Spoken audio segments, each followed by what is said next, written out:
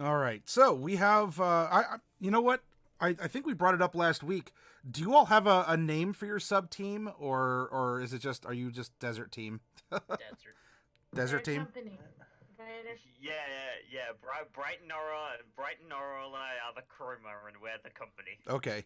Then the company. Um. uh. What's going on with Celine? I guess I'll start with you here. What's going on with the company?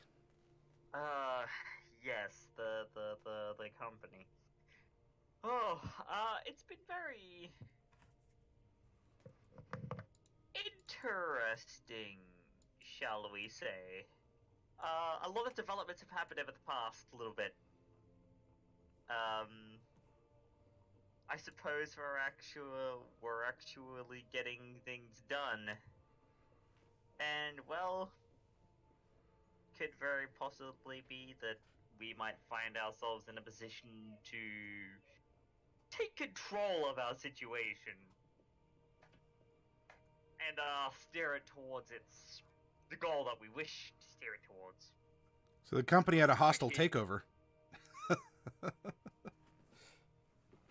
no, the company got captured, and the company is planning a hostile takeover, a very hostile takeover, a hostile takeover of massive proportions. You know all about massive proportions now, don't you, honey?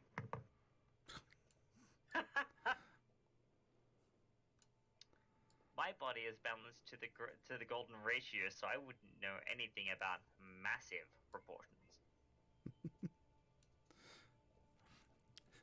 Is there is there anything else then, Celine, that you wanted to bring up in our recap?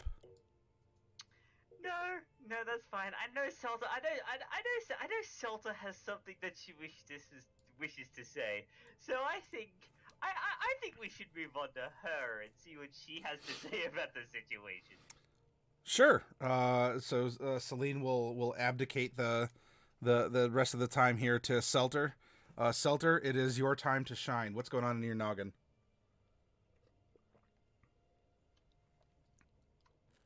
Apologize, I'm gonna need that for a second. Darling, I have no idea what she means. As far as a hostile takeover, well, darling, I have to believe that she is perhaps misleading, or perhaps she wants to just simply end up keeping on top as she does. Um, Less comfortable position, I imagine, exhausts her, but to each their own, I suppose. Now, my big break here is understanding these orders, which apparently they're going south. I'm more than here pleased to end up heading along south with them. And in order to end up doing so, gets me closer to my goals. So I'm willing to get along for the time being. I'd be lying though if I didn't end up thinking more than once on seeing a wonderful pseudo dissolving corpse end up landing in the sand in front of her troops as a wonderful splat of goo and hopeless remains. Oh, makes me all a quiver. Still, Mm-hmm. it ends up making me wonder on if that opportunity should present itself. And when I say opportunity, I've had several, but no, the right time, the right place. Those moments when things end up going awry. Oh, maybe we can see when we can tip it in our favor. It is, after all, 3 against 101. So I'd like to able to end up keeping the odds ever in our favor. And until then, I can keep poking fun at Muffin Top over there. She does present herself as fair sport, doesn't she? Oh, several times, and to anybody who's willing. I mean, she is absolutely ravenous, and I do make it very clear she has a reputation to maintain amongst this camp. Yeah, she does now, doesn't she? I made sure of that. But enough here for now. Enough about her. Let's talk about me. I, because this is his favorite subject after all, you see, I have to end up here wondering now if we're capable of flying this, and now maybe we need to acquire a crew, shift loyalties, as it were. and I will be listening in on wants, desires, and maybe getting in close, getting to personal spaces, as it were, and doing what it is I do best. Because, after all, I am a diplomat.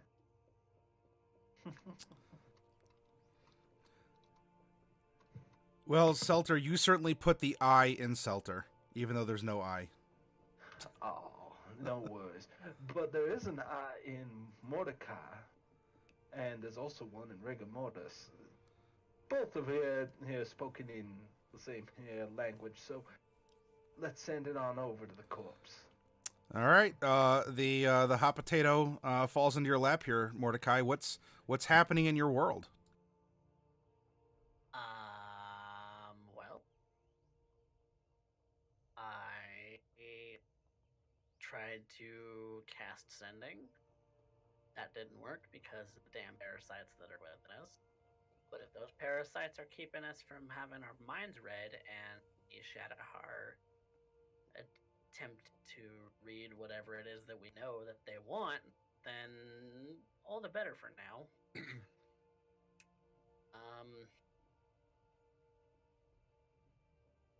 Yeah, it's just there's a lot going on.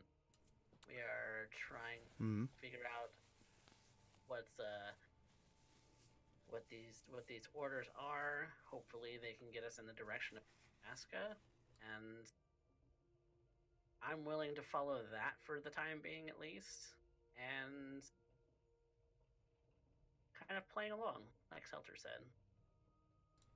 Alrighty. Anything else? Hmm. Selter has a distinct habit of trying to throw Celine in my lap, And I haven't heard you complain once, darling. no, not you know, because there's because I don't know. You are so deliciously awkward. The more that the more you squirm, the more I swear that the dead flesh might blush once. I have never seen a corpse blush, but I'm willing to try. There's a fair chance that he has more than once since drinking from Celine, so Quite heavily too. Maybe she'll return the favor.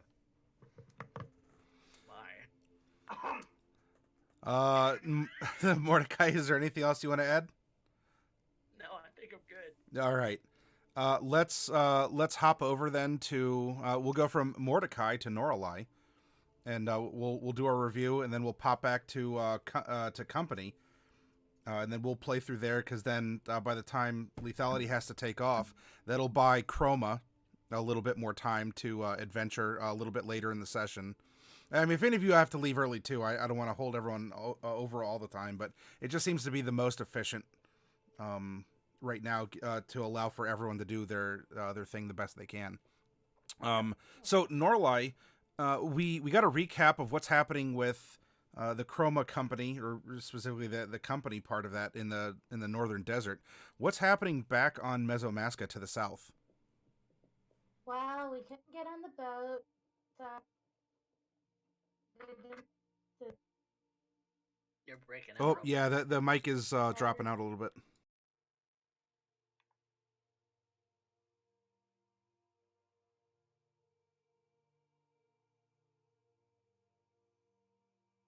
hello. Is that better? That sounds a little better. Yes. Okay. Let me know if it breaks. So, we tried to get on the boat. It didn't. Still no good? It might be the direction it might. Let me move my table a bit closer. I'm trying. That does sound a little louder, a little more clear. Yeah. Alright. Let's try it again. So, we tried to get on the boat. It didn't work. And then they could, because they needed to know our ticket and room number before we put the donkey on the board. But it's like, why don't you just take the donkey and we give you our names, Whatever. So we decided just walk. And we helped this one kid. He had a bully, and we helped him fight the bully. And then we left, and he got pushed into the water. So things happen. Um, but we left and we went. We walked the whole way. It was kind of boring. It was a little rainy sometimes, I think. And then we were back in Mask of Florence, which is great because my brother should be here. Hopefully it didn't leave. That'd be annoying. That's about it. Okay. That was a rather quick and efficient summary of the things that have happened. Is Bright good to go, or is Bright saving her voice? I've been here the whole time. Okay. I just don't come on video when I don't know if I'm going to be on video. Nope, that's fine. I That's just all. want to make sure it wasn't a scratchy throat or anything going on. That's No, I'm good. okay. Yeah, just as floofy as ever. I don't know why you would have thought otherwise, but okay. Yeah, I'm still here. So yeah, it was a little bummer that we couldn't find the message scroll in the magic shop because I don't have any way to see what happened to Mordecai or Celine. And they haven't contacted us, and it's been a couple of weeks, really. So, I mean, I'm assuming things. It's pretty sad. And I'm actually a little worried because I don't know how just Norallie and I can. I don't even know. I'm really actually kind of worried. So I'm just kind of focusing right now on helping Norallie find her brother and Mr. Halvor, and maybe Dellis is here. I don't know. I mean, we have reasons to be here in Mask of Horns. I just feel like we're not saving the world here, and it's fun helping kids not get bullied, and then watching them get thrown in the river anyway. That's exactly how I would have drawn that up. So I'm pretty happy with that. But the world needs saving right now, and I'm just a little worried that we're not getting that done. So hopefully we'll find some people here, and maybe we can do something before it's too late. That's all. Very good, and we'll definitely see what's going to be playing out here in Mask of Horns. Before we do, why don't we hop back north to the Aslandian Desert and dun, dun, dun, dun, dun. Woo. Actually, more appropriately, it's still when we left you all, it was still nighttime.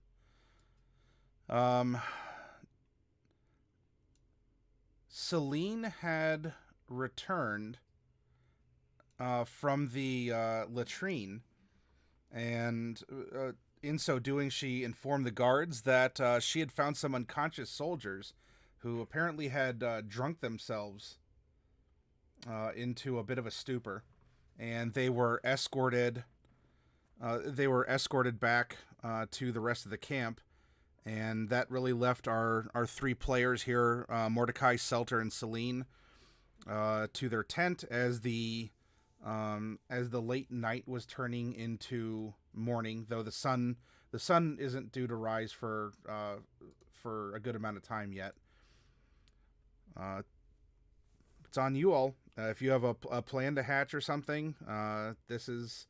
Or if you even just want to say, you know what, we're happy and we're going to fast forward until morning, that's fine too. But this was our break point. Was I think we have kind of a general idea of what we're doing. Following them south and trying to figure out what it is that they are doing, going in that direction. Okay. Following them south for so long as it serves us, and then when it doesn't. Very good. Uh-huh. And I'd like to just keep an ear out, so to speak. Yeah, keeping an ear out is... Well, I mean... On occasion, making small talk with the gods, how handsome they are, what have you. And, of course, on how much that they have attracted the eye of dear Muffin Top. All right then. If any of them Just before we do skip, it's just so Selena's gonna make this like just a note to the two of you. If any of the guards do try and touch me, and she kind of just places her hands together, and as she pulls them apart, there's the slightest spark of this black energy, and she's like, Mordecai isn't the only thing here that can be vampiric. This is oh, actually, wait. Go Was ahead. that something that came about because of the high five that Selter gave you?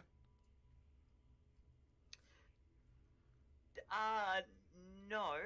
Well, kind of. The idea is yes, but no. It's just a little show that I have this spell always prepared.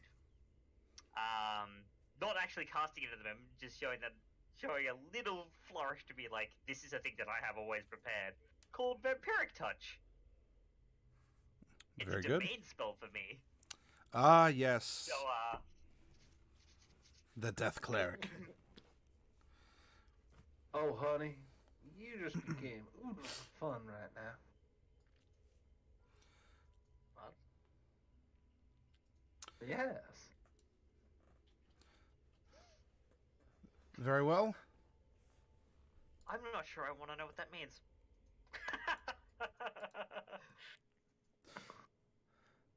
The night will pass then, and no guards will harass you. Oh. Yeah.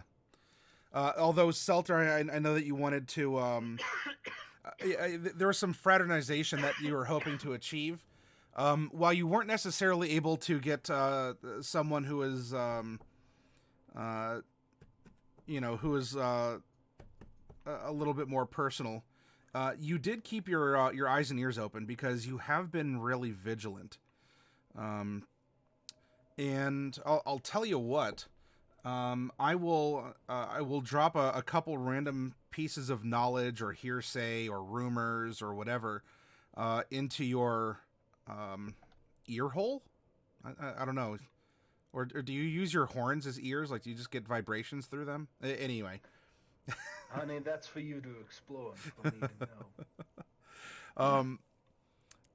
Roll either a perception or an investigation at advantage to represent your staying awake, your kind of probing questions, a little bit of a sass and a wink and an elbow. Hey. That's a crit. Yeah, so we're starting off this session really strong, which if we go off of last session where we started off with a bunch of ones, that means I hope that you're not doing anything important while you're up on this airship later then. Because it's feast or famine with these rolls lately. All right, and so the feast begins. We have an investigation of 21 here. So Selter, you're gonna get you're gonna start getting a feel for the troops, for their thoughts.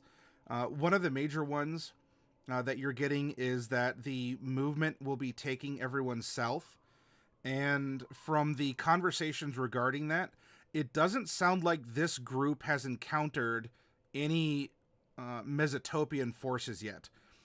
Since you're getting little snippets here and there of context or whatnot where, so I wonder what they're like, or I wonder what kind of resistance we're going to be facing. Our documents said that they had, X and Y weapons and the like.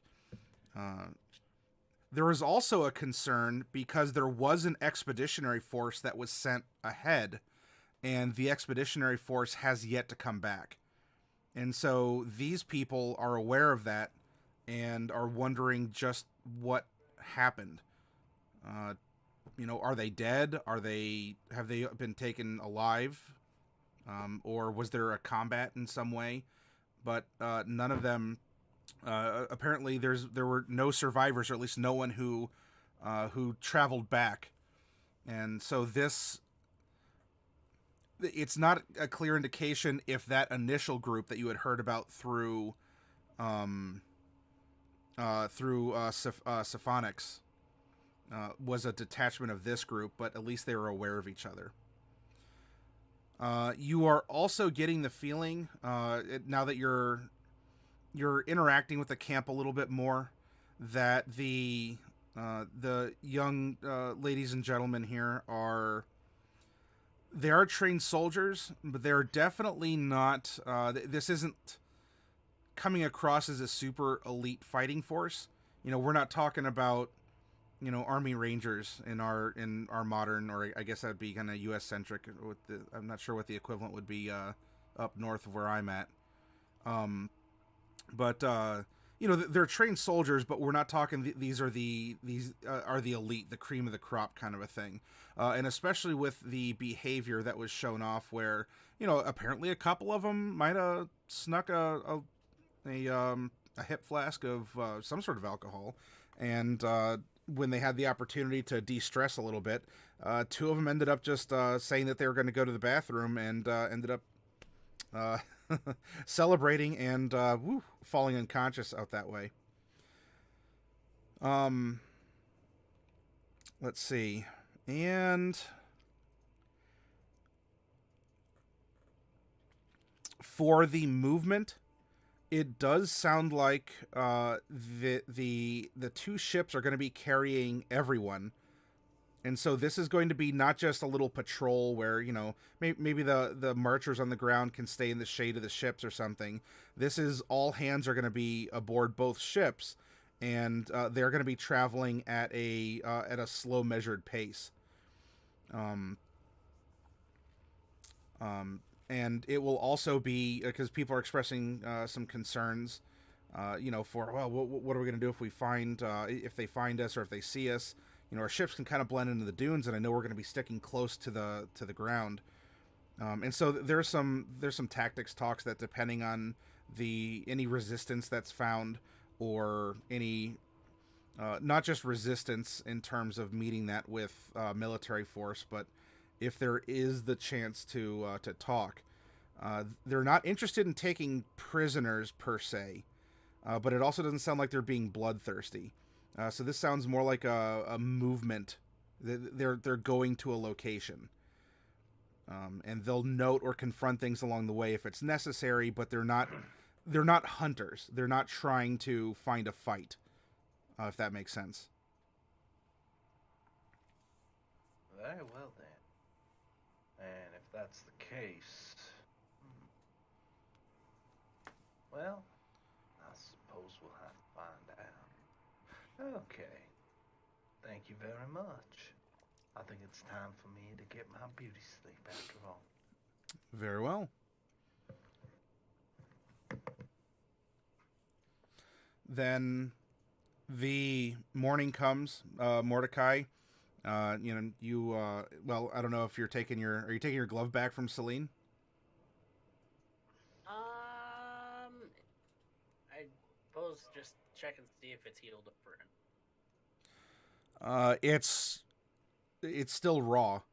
And Celine, so how we're going to be doing this is because, especially if you want scarification here, Celine was down 8 hit points, I think.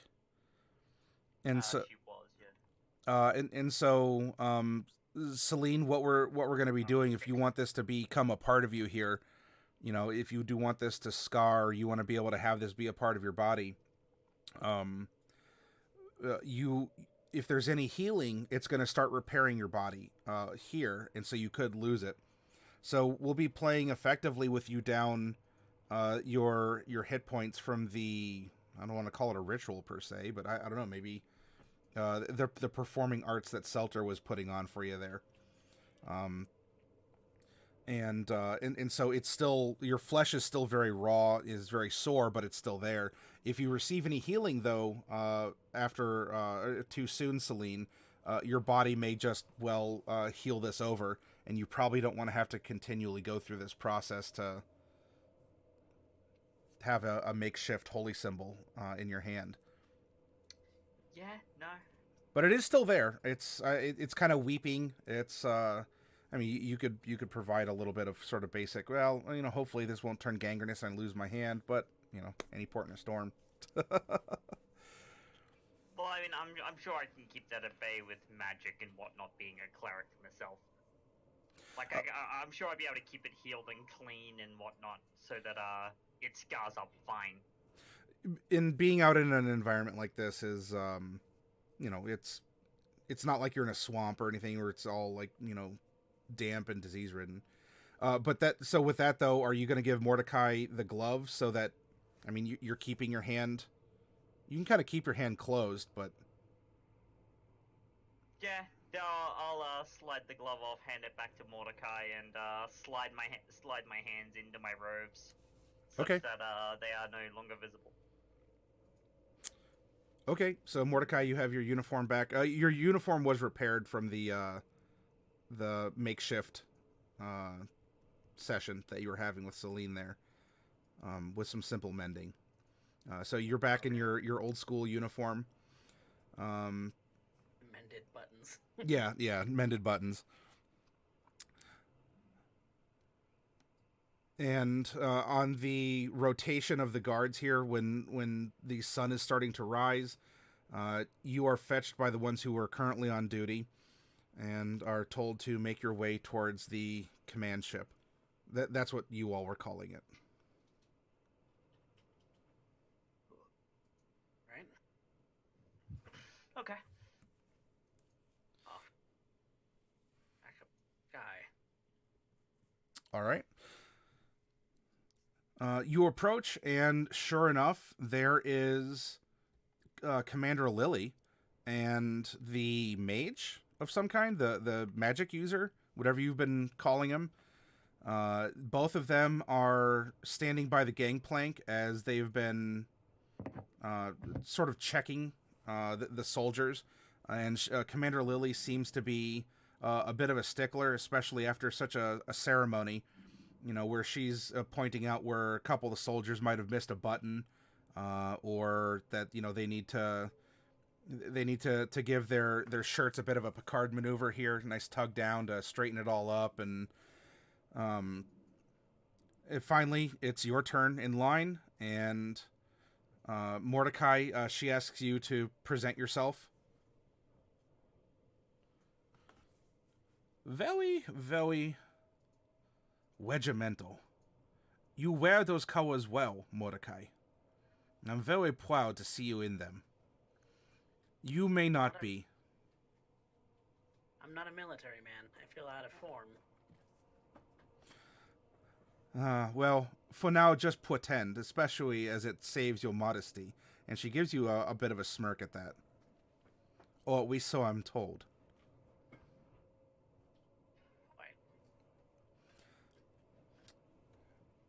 She looks you over. Very well. Proceed on the ship. Do. Selter, please step forward. So nice to see you again, Commander Weary. Quite. Please present yourself. Arms out. And spin in a little circle for me. Oh, honey, if you want me to do that, we could have done that in private quarters. Oh God. I wouldn't even know where to begin.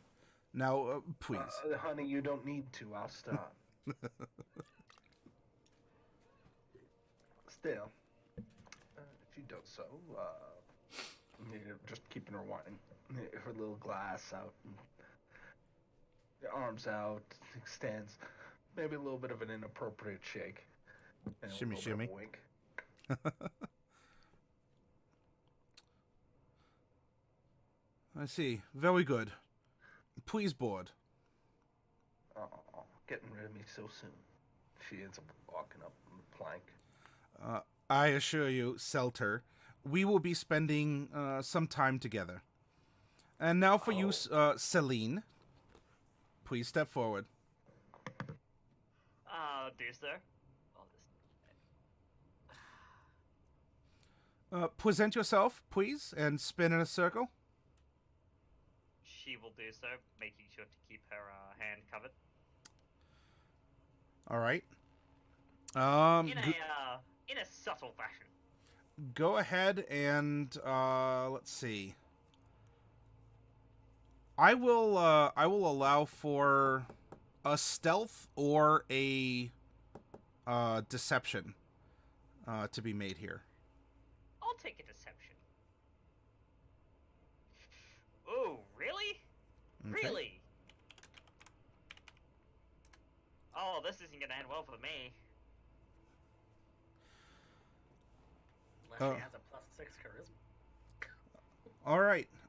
So Celine here, with your 9 deception, you kind of clench up. You're not sure. So far, Commander Lily hasn't said anything about your hand. As you are trying to, as you spin, you kind of like angle it out of the way or something. If Commander Lily noticed anything about your hand, she hasn't said anything as she clears you to go on board the ship. Okay. Well, I will just slide, walk onto the ship and slide my hands back into my robes. Okay. Time passes and the three of you are given your, it's not exactly VIP because, I mean, you're on deck and kind of exposed to any of the wind and sun, but you're given your spot on the airship.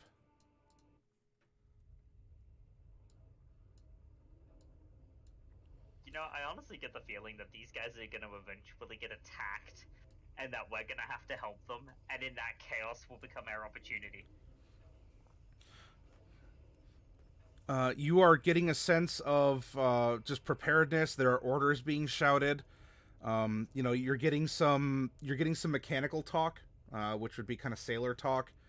You got to make sure you're jibbing the giblets and you're buttoning down the battens. Keeping an eye out for all of that. Likewise. And so Keep an ear out for all the technical talk. Okay. You're getting the process as things are being double checked. Not that they weren't in the couple days you've been here, but this is being very thorough. And this is backing up the fact that they are going to be going, like, this is all hands on deck.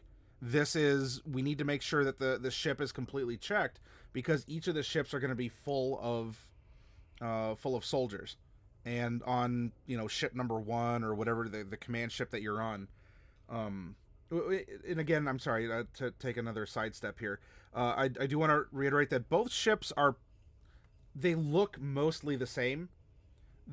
Any differences would be maybe cosmetic. I mean, one ship is probably a little bit longer than the other. One of them has maybe a different color stripe on it or something. A couple little cosmetic differences, or nothing that appears to be too major. Like suddenly one of them just has 10 gun barrels sprouting from the hull and the other one doesn't, or something like that. So you're getting this as both the ships are checking in. You're getting this a feel for things that are important, or things that at least should be checked before they take off. Speaking of which, do these ships have cannonade?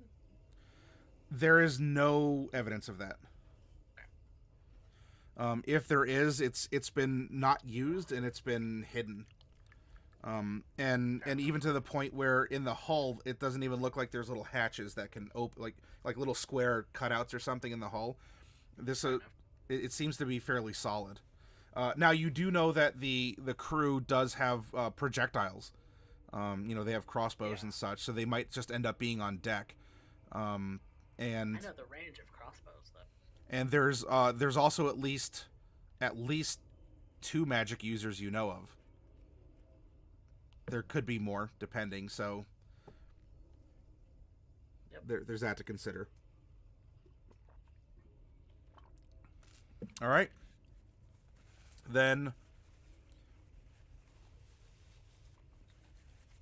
it's late morning. We'll say about 10 a.m. And finally, with a creak and a groan under the strain now of all the soldiers, the airship takes off, and that sound, that buzzing sound, that kind of angry bees kind of coming from the vibrating metal donuts that are kind of hanging off to the side of the hull. This is really intensive, carrying all this weight. And the airships take off. Mordecai, fortunately for you, they don't go up too far. For practical reasons, for weight purposes or something. You are skimming over the dunes maybe 30 feet up. And there's not exactly a course correction. You know, if you're coming across a really large dune, they'll keep that altitude, and they'll just sort of let the sand kind of scrape across the bottom of the airship. So it causes a little bit of turbulence, but for that sweet moment, you're actually in contact with the land again. Lifted by millions of bees on little leashes. And hey, 12-sided guy, thank you for the bits. I suppose with that then, 12-sided, if you want to let me know, what you'd like to do as a fickle god to reward or punish me or the players, then, well, the sooner the better. Especially before things may or may not happen. But thank you. I will have gone to Commander Willie and see if there's any way that I could be useful. If she's around. Yes, she is. She is on. I guess inspection still. Like, she's going around and is shoring up. I don't want to say shoring up morale. She's making sure everyone's doing their job. What's that? Oh. I lost. You lost my sound?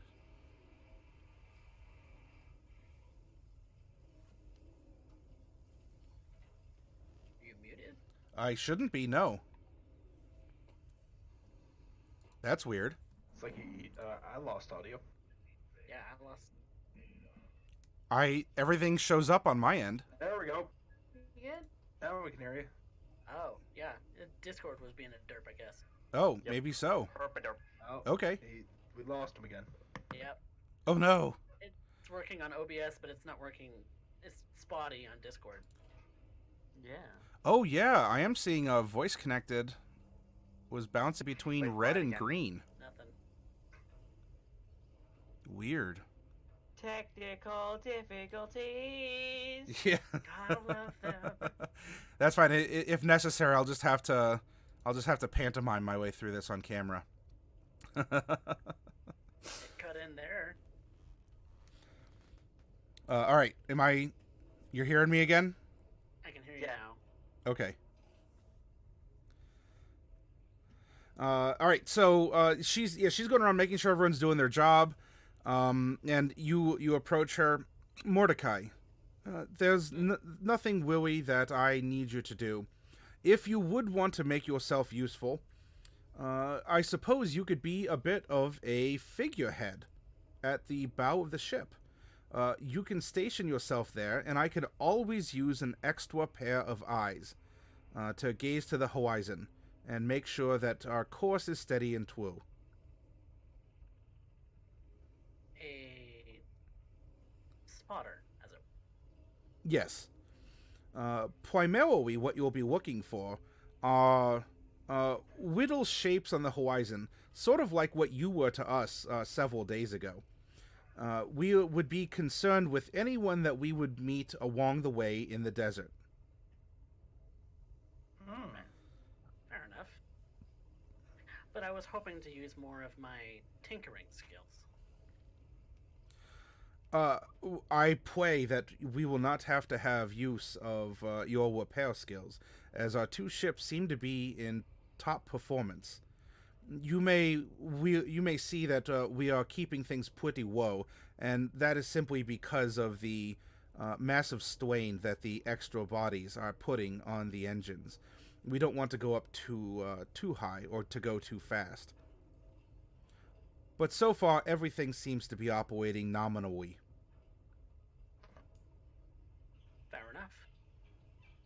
Well, that's just fantastic then. Well, I don't mind standing either here in front of the bow. There's so long as you don't. I'm sure we'll manage. Do you have a spyglass or anything? Telescope to make it much easier? I do not have such a thing to spare to you. I'm sorry, Mordecai.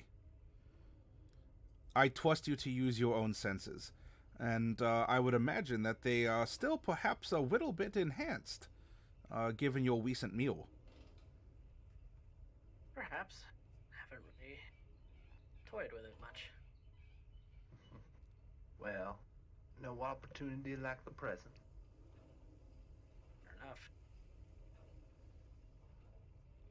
Well then, if you excuse me, I will end up being taking first watch.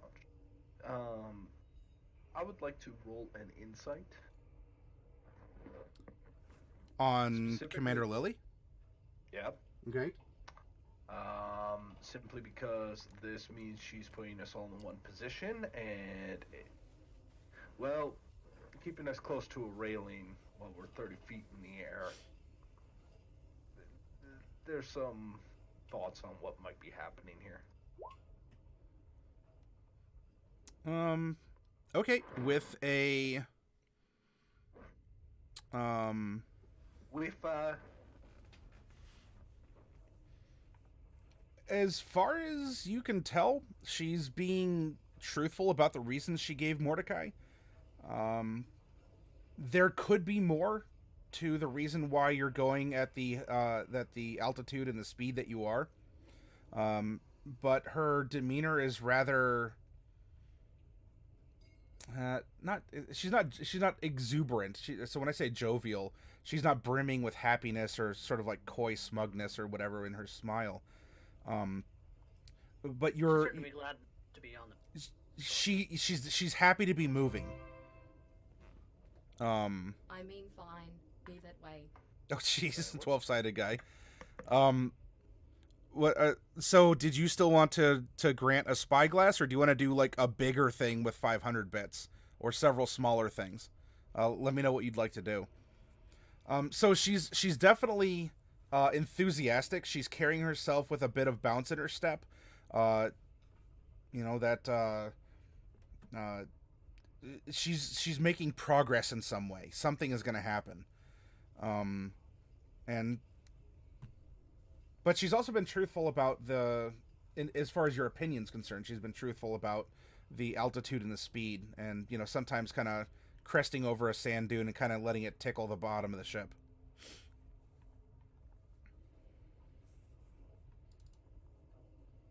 Seems like that would be harmful than beneficial.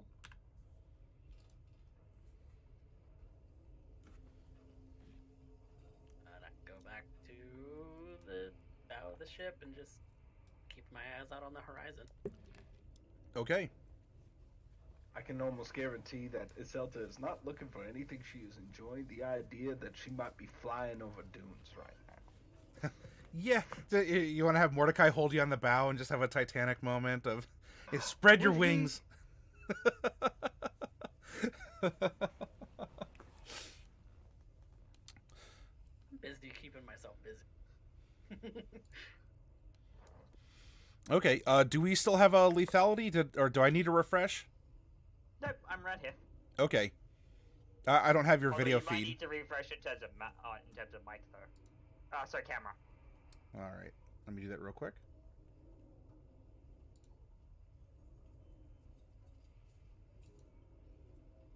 Hey, there you are. Okay. Hey, there we go. Okay. 5 players, so a positive roll for each player. Okay, so we can grant a little bit of we'll grant you all on a skill check of some variety. Each of you can get a +2 on something from 12-sided Yeah. guys, fickle God blessing. So I'll yep, take just that. just let me know this session when you want to invoke that, and you each have a +2 on something. That is a skill check. Okay. All right. I'm keeping my eyes peeled on the horizon. Selter is doing the same. Celine, what are you doing on the deck of the ship? Probably doing the same thing, keeping eyes out over the horizon. Things gonna come and sneak up on us, or hoping that something comes and sneaks up on us, so that we could use that chaos as our opportunity to take control of the situation, as it were. Otherwise, it's a lot of meditating, praying for insight People and gotta mean guidance. the bees attack. V Bunny says, and then the bees attack. What? I guess that could mean a lot of different things. V Bunny, is there something or something's more specific you'd like to have happen here? Not the bees! Not the bees! Bees! They're everywhere! Oh boy.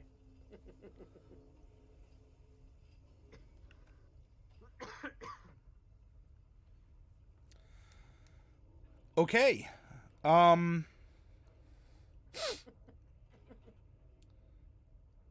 So this could play out interestingly.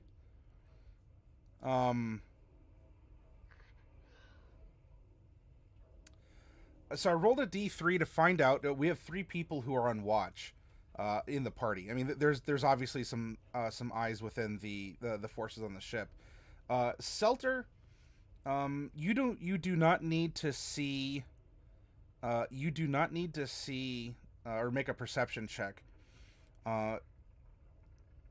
As in the distance, there is like a sandstorm, like a giant billowing cloud of sand or something that is off in the distance, and it's creating kind of like a shadowy fog effect at this distance, and the heat across the desert kind of making everything kind of shimmer.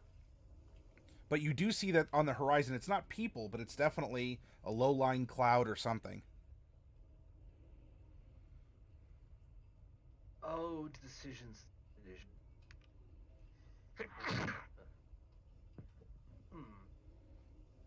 In the name of we jazz, Palo, Bahamut, and Tiamat, Ramen. Now,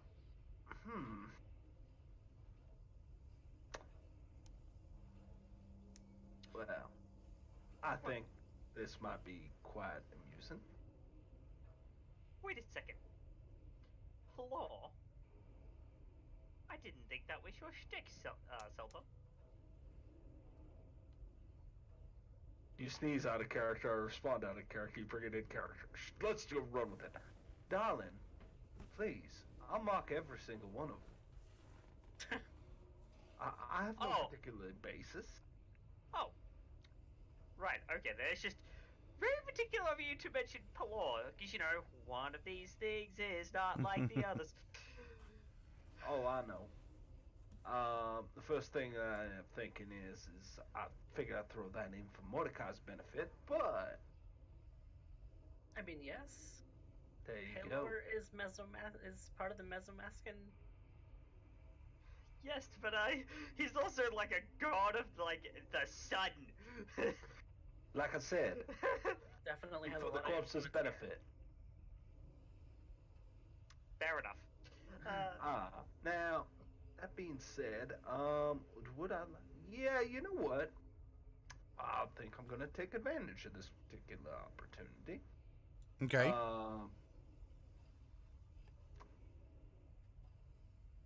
Now, is this relatively obvious, or is there a chance that this can sneak up on them very, very quickly? If I were to not say anything. If it's a sandstorm, it's going to be noticed probably soon. You haven't heard anyone else shout about it, and you're seeing something in the distance, even through kind of the rippling heat of the sands. But it certainly looks like there's like dust being kicked up or sand or something. It's if it's a cloud, then it's a low-lying earth-colored cloud. But there's something on the horizon that could be that could overtake you, that could be avoided, but there's something out there, and you're getting first dibs, as far as you know, on actually perceiving it. You know what? I think I will end up making a quick call out to it, but brush it off in the method of, oh, I happen to notice something, no big deal. You know, sand, sand, sand, storm, sand, sand. Okay, so you're going to be a little sing-songy about calling it out? Yep, I did so. Okay. Well then, Mordecai and Celine, what's nice about Selter is if she sees something, she kind of automatically points to it because her horns are in that direction anyway. She's always giving you a that guy.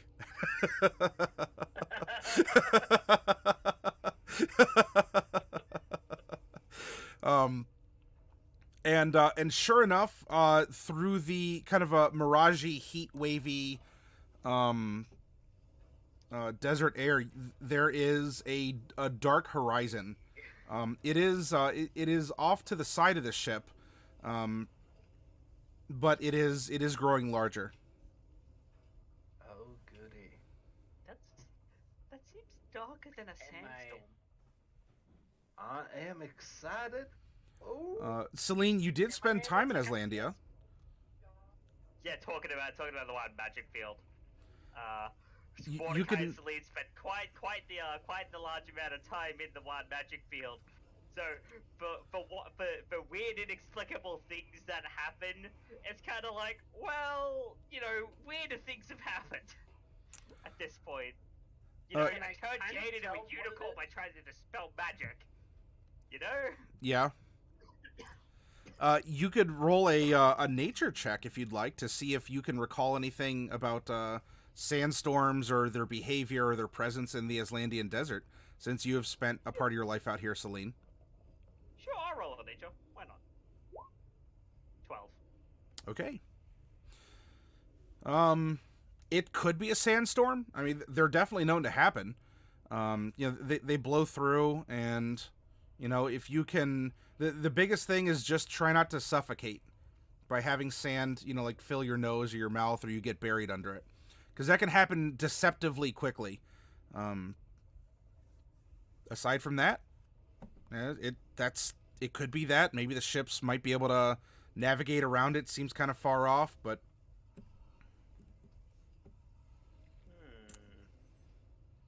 if it's coming toward us, is it coming towards us, or does it seem that way? It's growing on the horizon, so it is coming. It is coming in your direction. Whether it's coming towards you is like saying the tide is coming towards you as a ship, because it's just Right. You know, it's so broad. But it's coming. Yes.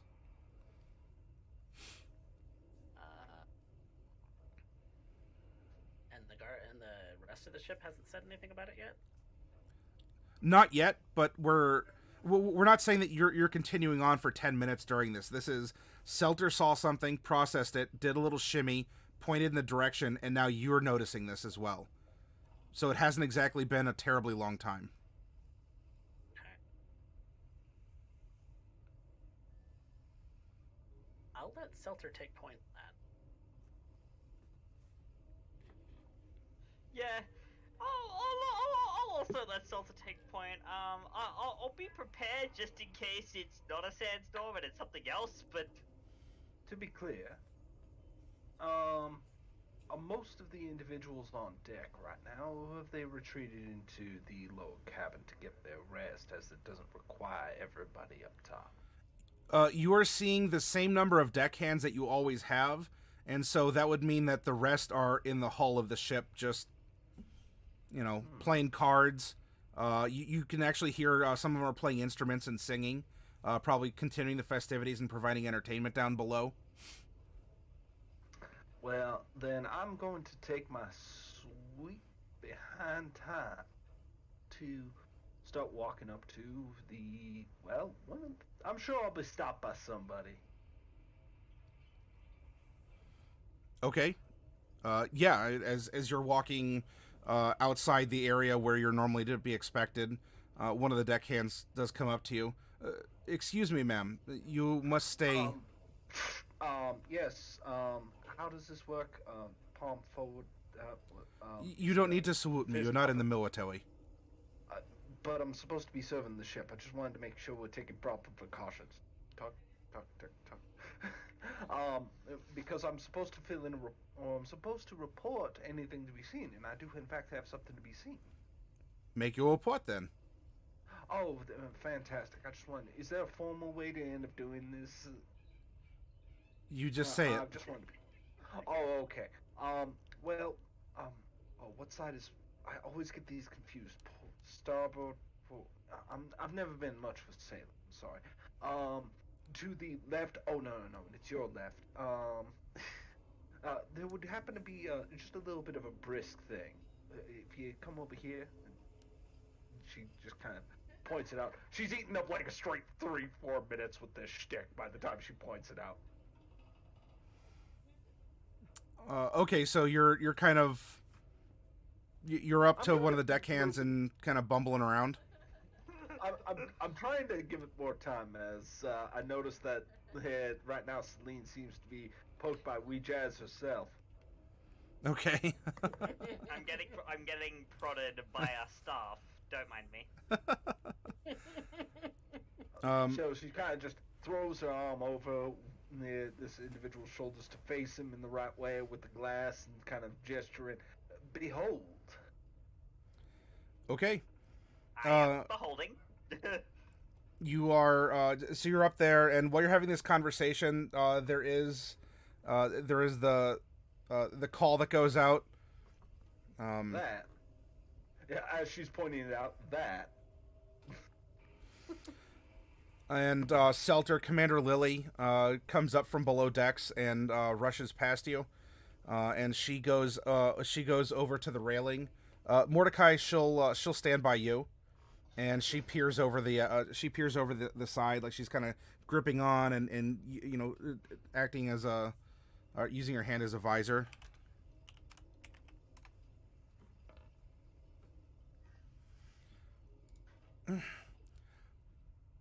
I received a call that there's something on the horizon.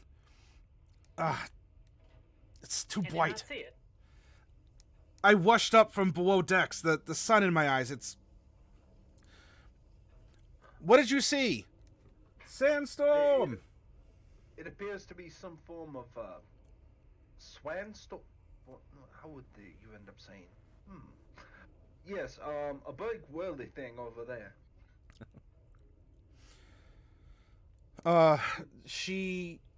Commander Lily is now gripping the side with both hands. She's looking back and forth, but more in just she's examining or weighing options. Can we rise above it? No, ma'am. Not with the amount of weight on board. Time to amp up the situation. Oh, geez. Volvo. Volvo, what are you doing? Volvo, talk to me. He's getting revenge from Sunday. Whoa. Oh, jeez. All right, well, let's just go south. All right, so unfortunately, we lost 3 players in the desert, and Oh my. oh no, spam. Here is my revenge.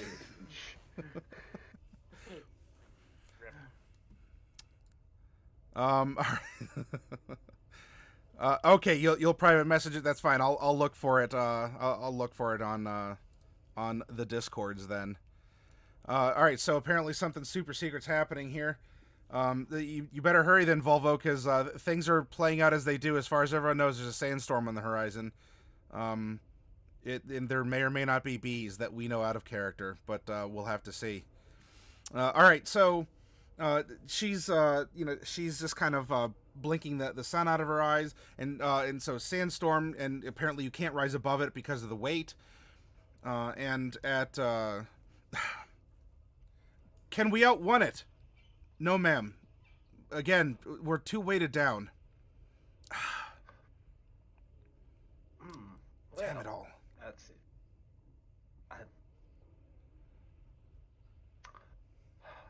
How high up are we again? At this moment, you are.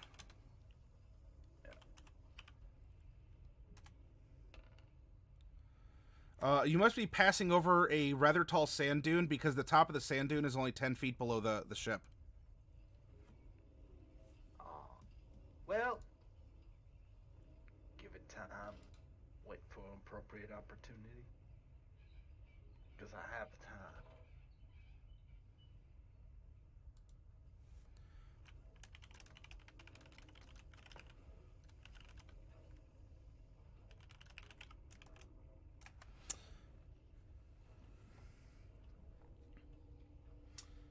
All right. I Maddie's am. thing. Yes. The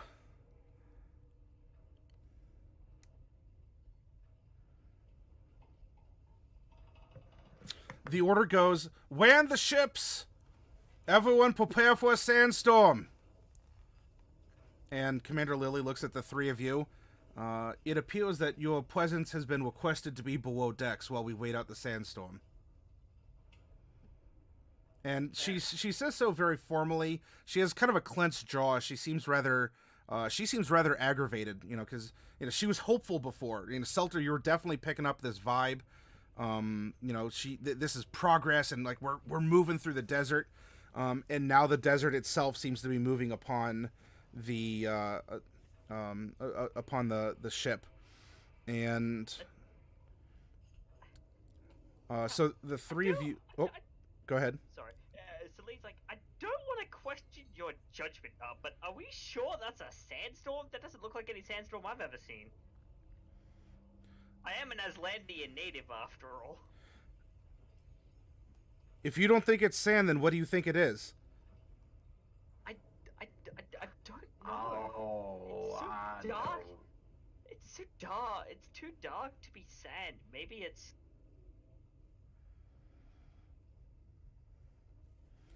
I would like to make a perception check to see if I can better make out what it is.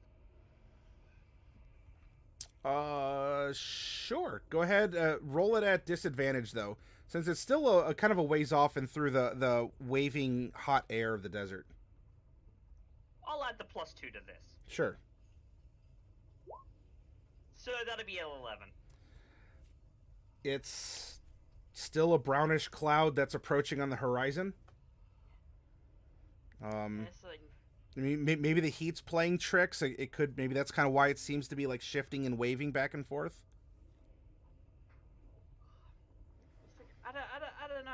It's just, it doesn't seem like a sandstorm to me, and I have a feeling that it could be something worse.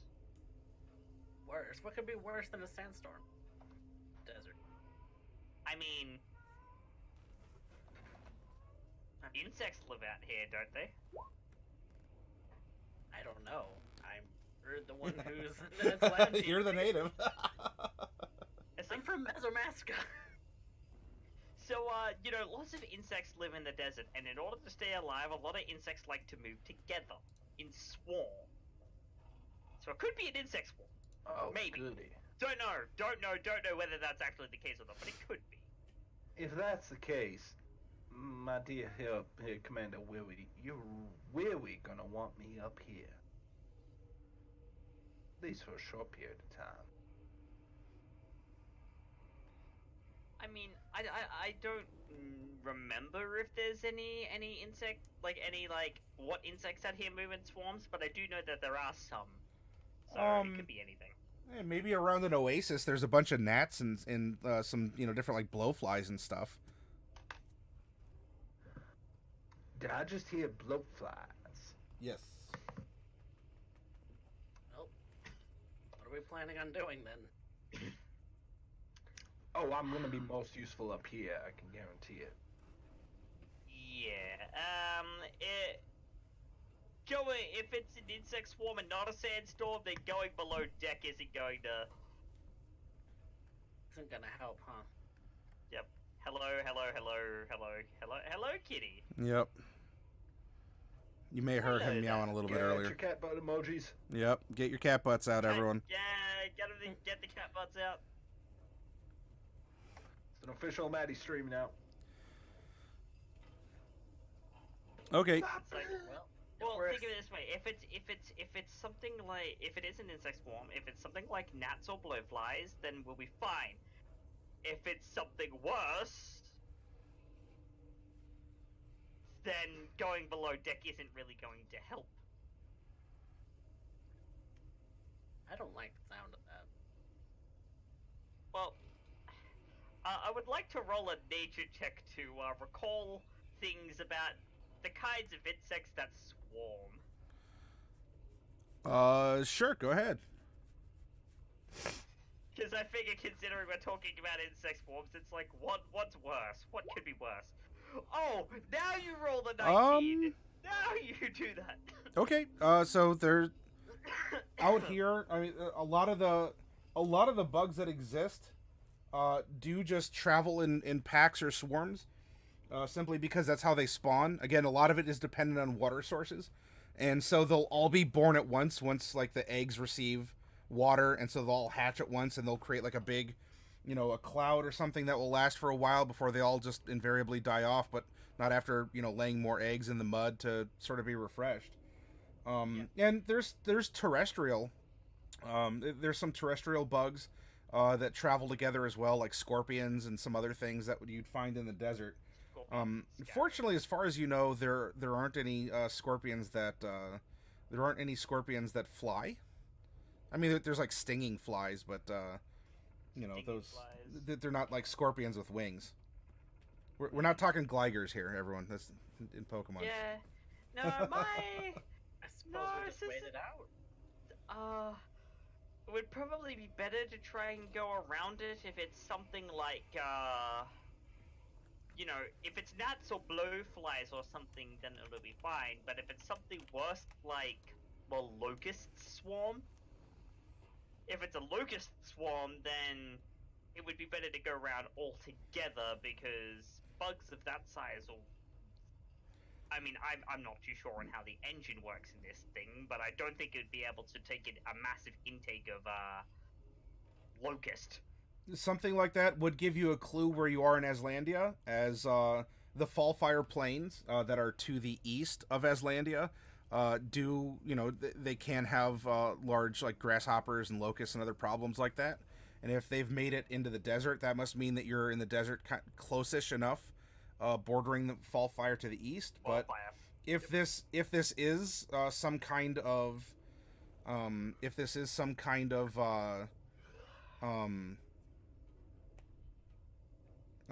kind of insect, then it will probably help you figure out where you are in the desert, because just saying the Aslandian desert doesn't necessarily help all that much. The Aslandian desert is quite large. Yes. All right, so the three of you are asked to go below decks. It's like, suit yourself. We'll be on call if you need us, and you might. Very. Oh, this is gonna be darling. Oh no. All right. As you do, Not to worry, Ward. there are other commands to lower the ships down or to land them, and as well to close up ventilation. And at that, because you don't want sand blowing in, and especially if it's if it's going to be weighing the ship down more, if just tons of sand are blowing around. And so you do. You're below decks. There's no hatches or anything to look outside of. And quickly, the three of you realize just how hot it can get when you're in a hull that is pretty much sealed off with no moving air, and 50-some people inside a rather cramped area.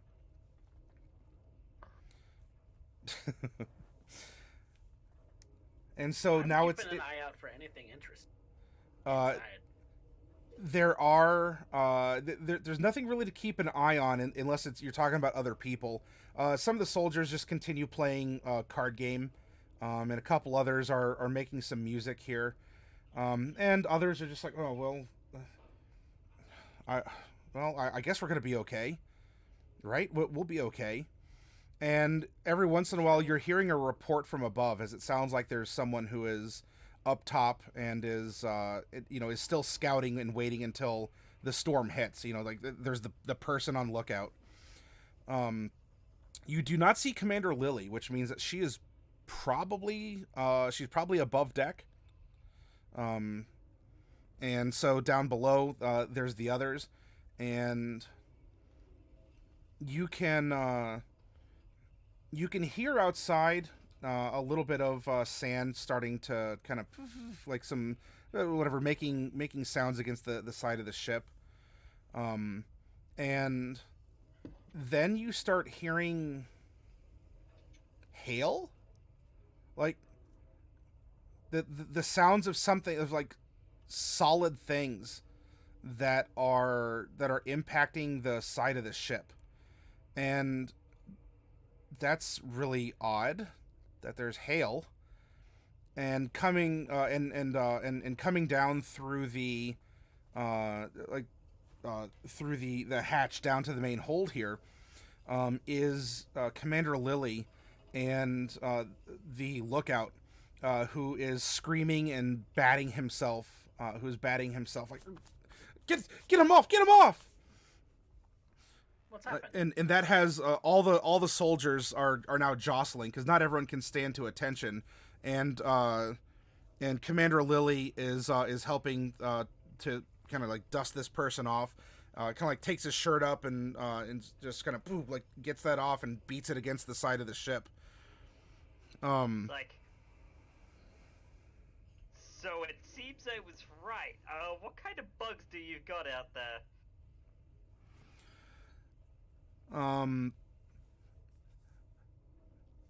I don't know what's out there. I've never seen anything like this before. We certainly don't have them up in Shadowhar.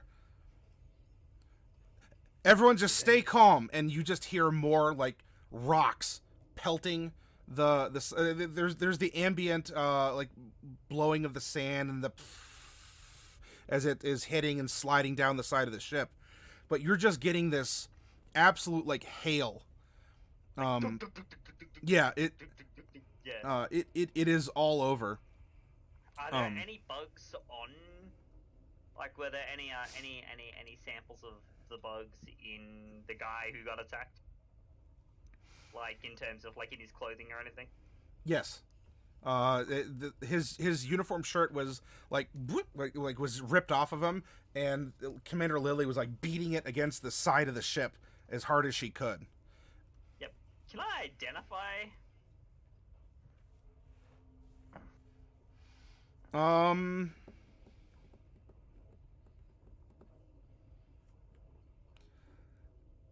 What you see is nothing that exists in the natural world. Is it something magical, perhaps? You see what it looks like. It's a pebble.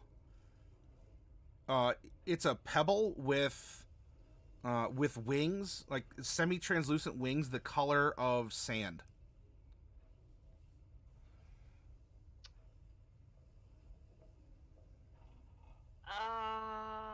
That's strange. I'm gonna spend a spell slot, a first level spell slot. I'm gonna detect evil and good. To see if it's an aberration, celestial, elemental, fae, fiend, or undead. It is, in fact, let's see.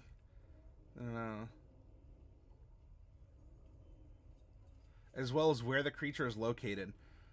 Celine, as you put up your detect evil and good radar, everywhere around you are elementals. Ooh, these aren't insects. And you're just hearing more of this impact, and it's raining it's raining down. It's hitting the side of the ship in where it's not even just wooden, where you're those metal donuts that are operating as the engine. You're hearing like pang pang pang pang pang pang pang, as these things are impacting against it. Selena's gonna quickly turn to Commander Lily. It's just like, sorry, Commander Willie. It's like, who are your spellcasters on board this ship? My spellcasters are my own. What's your idea? What are these things? You say you live in Aslandia. This is nothing natural. Nothing from the material plane, at least. It's a storm of elementals. They're everywhere. And I can probably guarantee that unless we do something, the ship is most likely not going to survive this onslaught.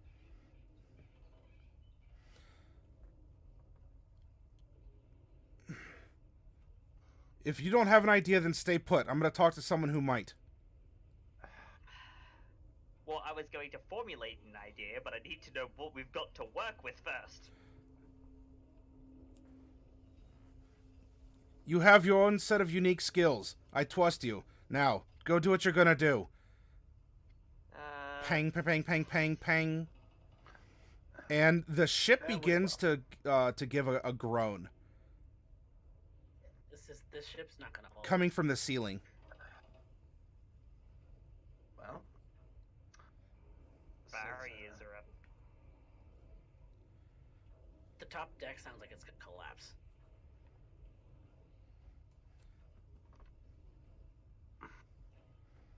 We need to get everybody out. Well, it's at this point. Selter ends up walking up to one of the guards and without completely, because of what Commander Willie said, proceeds to just grab his sidearm. And if I recall, you ended up saying that they were short swords or rapiers or something like that. Short swords. Okay. Proceeds to end up grabbing it one. Just walks by like nearby shield that has been left to the side table, like just grabs hold and just goes, nobody else has the stones to do it. Well then, I most certainly might. And those stones are? The ability to actually go up and try and end up making a difference before this entire ship goes crash. Because Sure. the engines need protecting. Okay, you're trying to lift someone's short sword out of their scabbard? Yep. Okay, give me a sleight of hand. Oh, I'm not trying to be stealthy about this at all. This is Oh, okay. grab, conviction, move forward, because she ended up saying, I trust you. And it's like, all right, give me something that I can use. Sure. So Selter, you go up to one of the soldiers and you pull his short sword from its sheath, and he looks at you and panics. What are you doing? He's gonna try and grapple you. Give me my sword, and this now causes the hull, which was already kind of a powder keg of concern, is that everyone is standing up. This is like a crush of humanity now. And you hear all sorts of voices, all the W's you could ever hope for, are filling the air. And outside is just more of this kind of gravelly, you can almost hear like patterns like shifting and moving over the top of the deck, and even sort of like sounds that are like crawling up the sides of the deck as well. And there is it's not like a bar fight because everyone's not fighting each other, but there's a bit of a panic. Selter, you're in a crush between 2 or 3 people. Like one of them is trying to get his sword back, and 2 others who just sort of stood up and they're kind of shoved into you, not necessarily because they wanted to be, but they were shoved into you, and so you're pressed against the hull by 3 others. There's now panic that is starting to play out in the hull.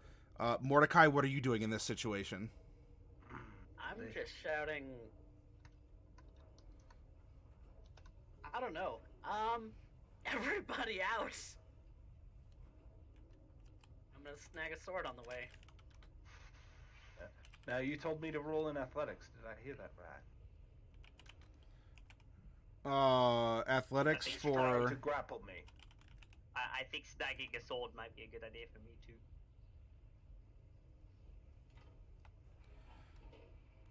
Yeah, if you want to push out.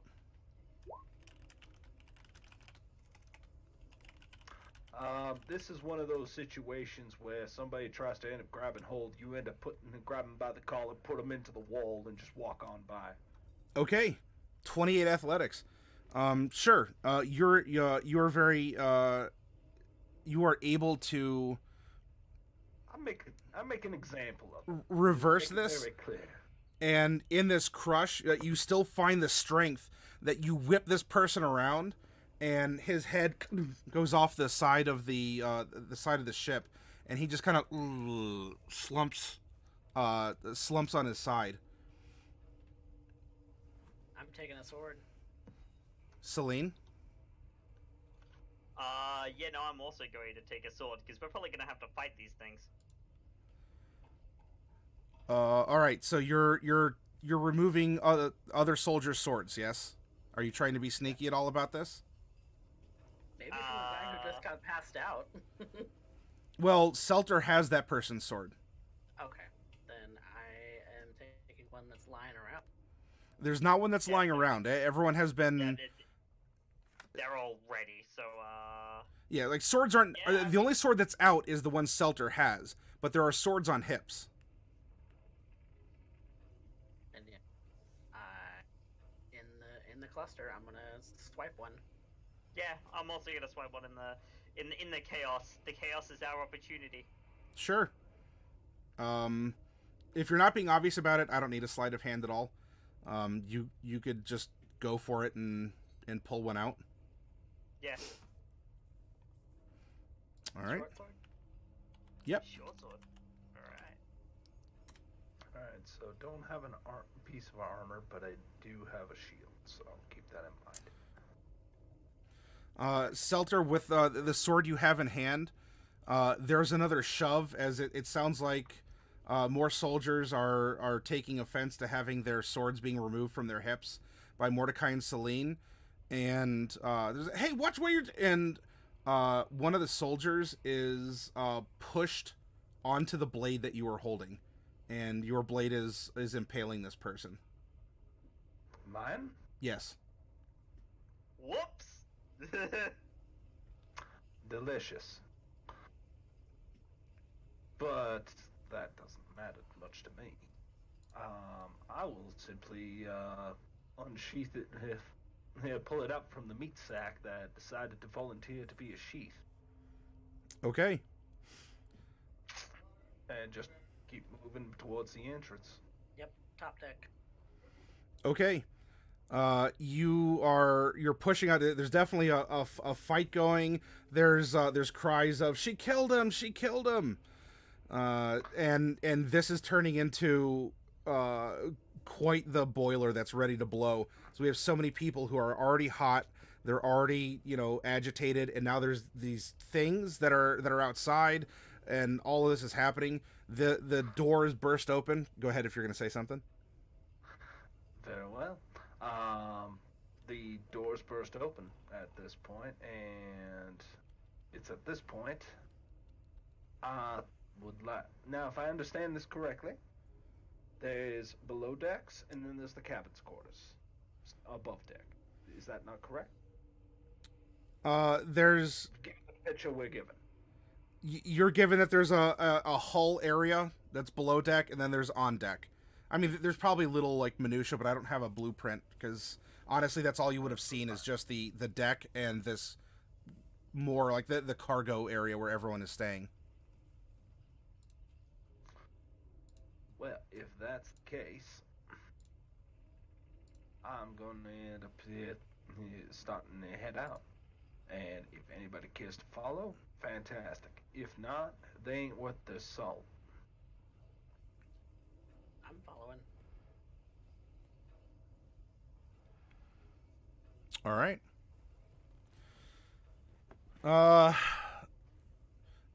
the doors to the deck burst open, and when that happens, a flood of sand and these stones just are raining in and pelting you all.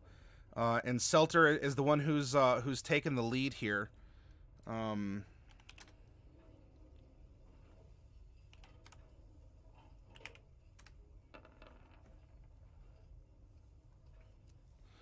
Let's see. Does a 14 hit you?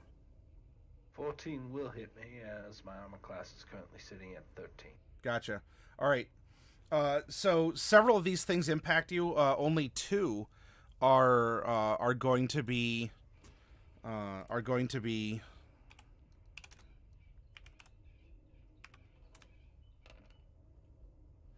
You're going to take 14 bludgeoning damage as these things just hit you, and they you can feel that they're that little like claws or legs or something after this little thing has impacted you are sort of hooked onto you, or like they're holding on to you.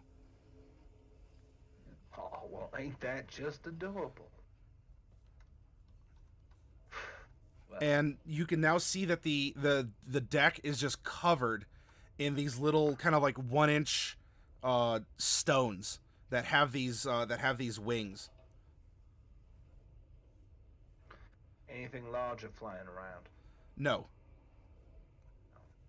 There is a bunch of sand flying around as well, so this is going to make things very interesting for purposes of.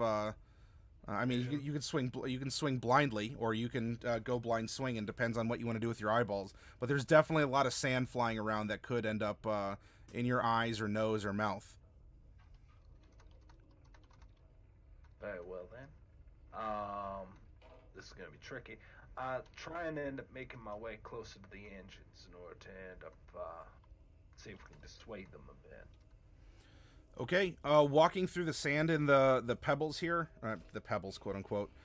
This is you're having to really struggle. This is going to be difficult terrain, or it's going to count as such. And walking over, you just feel you feel these things. Interestingly enough, like you step on them, and actually, how heavy is Selter? Let me double check. I know that I shouldn't ask a lady, but I'm the DM, so I get to. She's not that heavy. She's only 230 pounds. Okay, all right. Very, very reasonable for a Dragonborn. Okay, as you are walking across the deck, you are just it's like you're walking on Legos IRL. I mean, these things are hurting your feet. There's no damage at this point, but you're also hearing like cracking and crunching as you're stepping on these things, and they just sort of like crumble underneath your weight. And a couple more are starting to scramble up your legs, which they're not biting as they're doing this, but they are. Oh, Zulerpie, thank you for re-upping your sub. Oh, Sheeps as a gift, yeah. Oh, that was very kind of you. And so you're striding over. It's slow going, and these things continue to try and pile up on you. This is now Mordecai and Celine. I mean, you saw Selter is getting inundated by these little thingamajiggers here. What are you doing? I'm casting Aura of Vitality. Okay. What that do? Roll20 might be being derpy. It certainly made the sound, and it's like you did something, but I'm not going to tell you what. Well, that's what it does. Okay, there you go. Healing energy radiates from you in the aura within a 30-foot radius. Okay. If Selter is within 30 feet of me, go ahead and give her 2d6 hit points. Yes.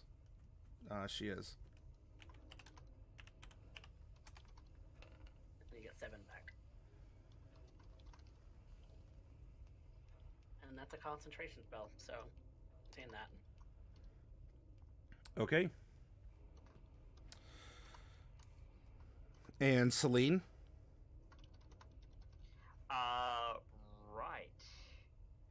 What I am going to, wait, what's going on? Just as a thing? You have gone above decks. The door is open. Yep. Sand in these things are starting to pour down below decks where there's a riot happening.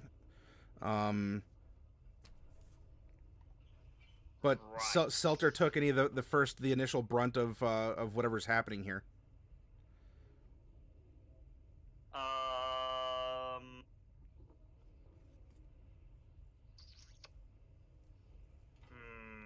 me have a look. See here. What what I'm going to do is I'm going to spend a second. I said 1 second, not scrolling sheet. Thank you.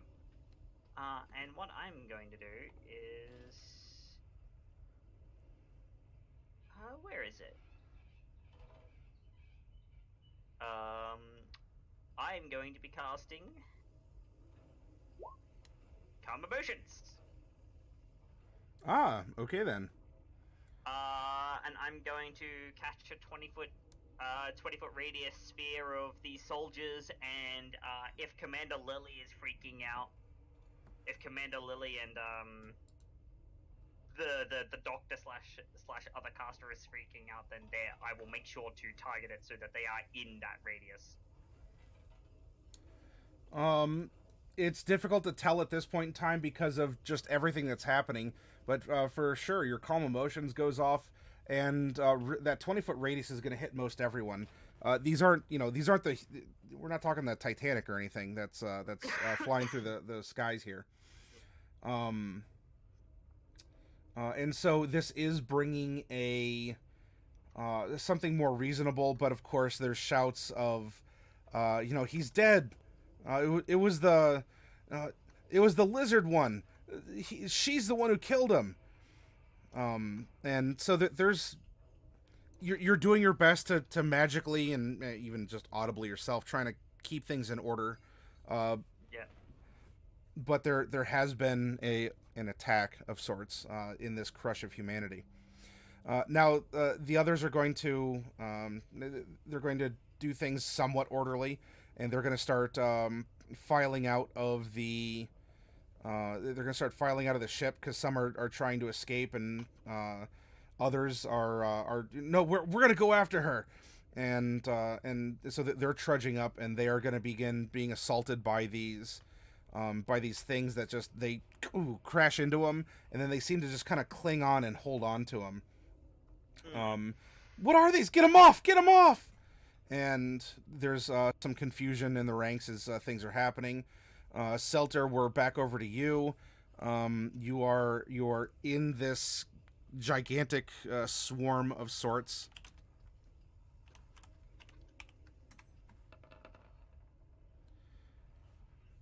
You said a 13 was your AC, correct? Okay.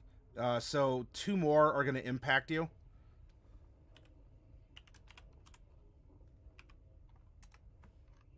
Whoops.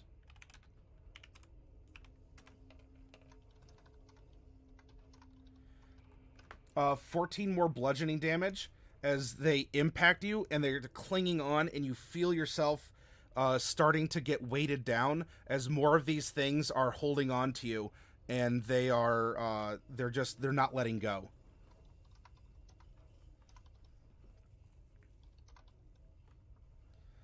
Mordecai. I'm not hearing anything from Derek, so I don't know. Oh, is there a mute issue? Yeah, I was kind of curious. Like, okay, I'm getting hit, but am I anywhere near the engines? Can I do anything? Oh, derp. I'm sorry. Yep, I said your name, and my brain's like, oh yeah, you met the qualification of the name that's next. No, I'm sorry. It it is your go, and then we're gonna go to Mordecai. Thank you for that. No, it's okay. It's okay. Well, darling, at this point, it's sink or swim, and I would very much like this boat to be relatively intact, and I'm gonna try my best to end up trying to get these things away from the engine. Now, this little blade is not exactly attuned to the task, but then again, neither are the soldiers here. So I'm gonna end up doing what I can to end up trying to get them away from the end. Okay.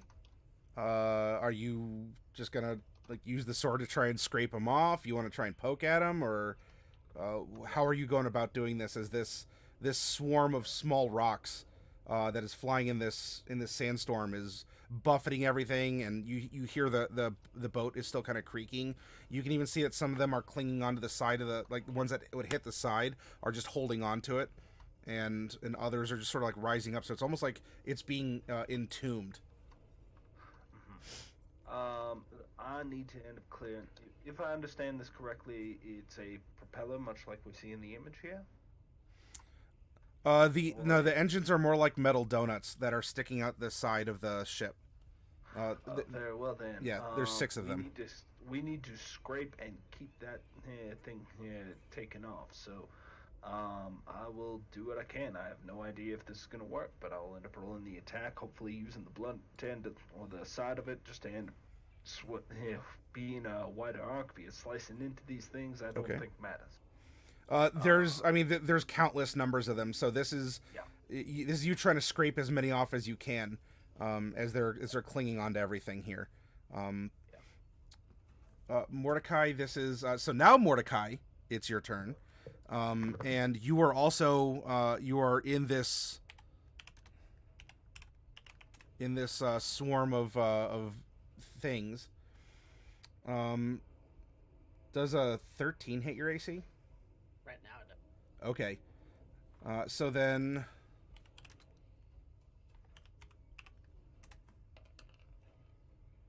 10 points of bludgeoning damage.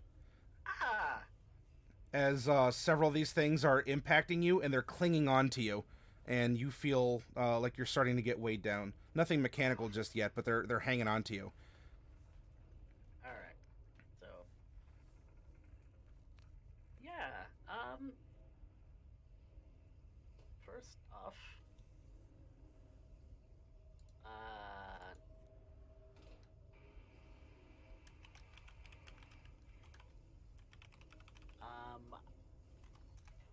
I don't know how much this is gonna help, but Hellish Rebuke on those guys.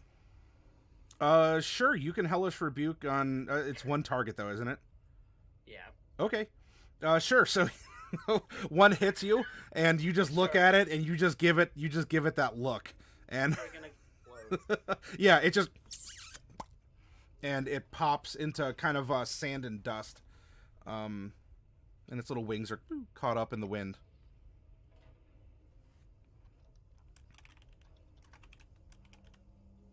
Have any AoE?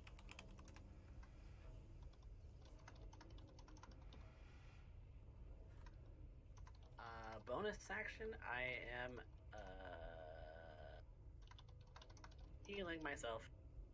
Okay, you're gonna use your healing energy spell. Yes. Okay. My So you're getting 5 back. Then for my action, I'm helping Seltzer. Sure, you're gonna go over and start scraping bees. Yep. Okay. Celine, we go over to you. You're quasi below decks, so in this case, like a couple, they're starting to pour down. Well, does a 13 hit you? A 13? Yes. No. No, it does not. Okay. So then, effectively, I'm still getting 2 attacks in a way. Wait, how does a 13 not hit you? Give me a second. They're unarmored. Yeah, you do not. You have your robes. Yeah. 10 plus dex. Oh, actually, no, sorry, a 13 does hit me, just. Okay.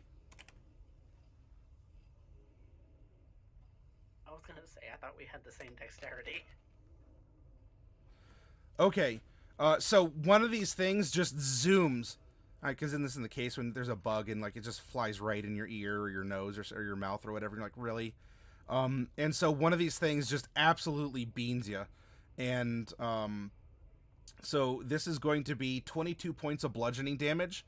And it's this thing is almost clinging onto your cheek like a tick or something. It's just like it doesn't want to let go. You just feel these little things kind of, they're not like hooked into you or anything, but it's holding on to you. So And 16, yeah? what's that?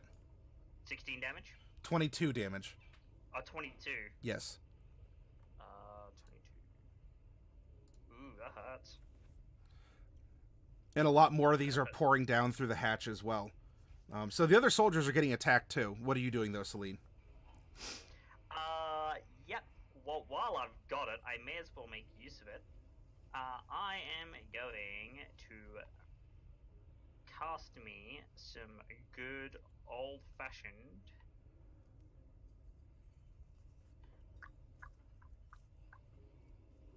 Where is it? There it is. Because now that I have the material component for it. Did you cast? Yes. Spirit Guardians. I'm specifying Mordecai, Selter, Commando Willie, the caster, and the doctor as being unaffected by it. Okay. But anything else within a 15-foot radius of me needs to make I believe it is a wisdom save. But I'll just check to make sure.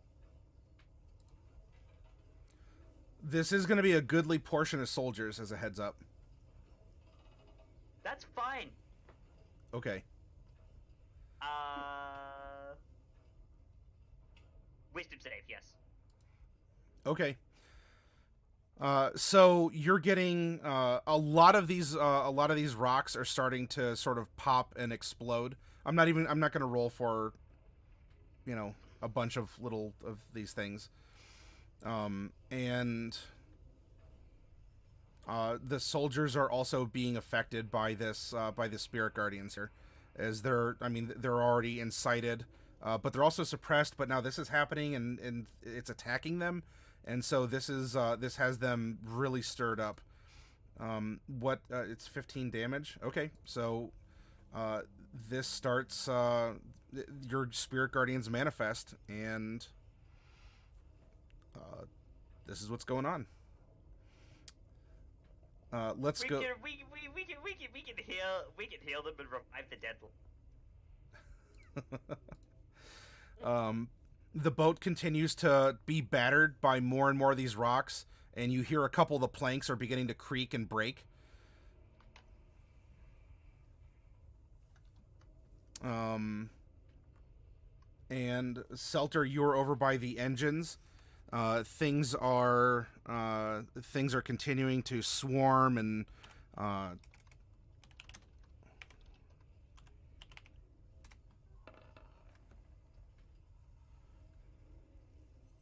looks like there are going to be 3 hits on you this time.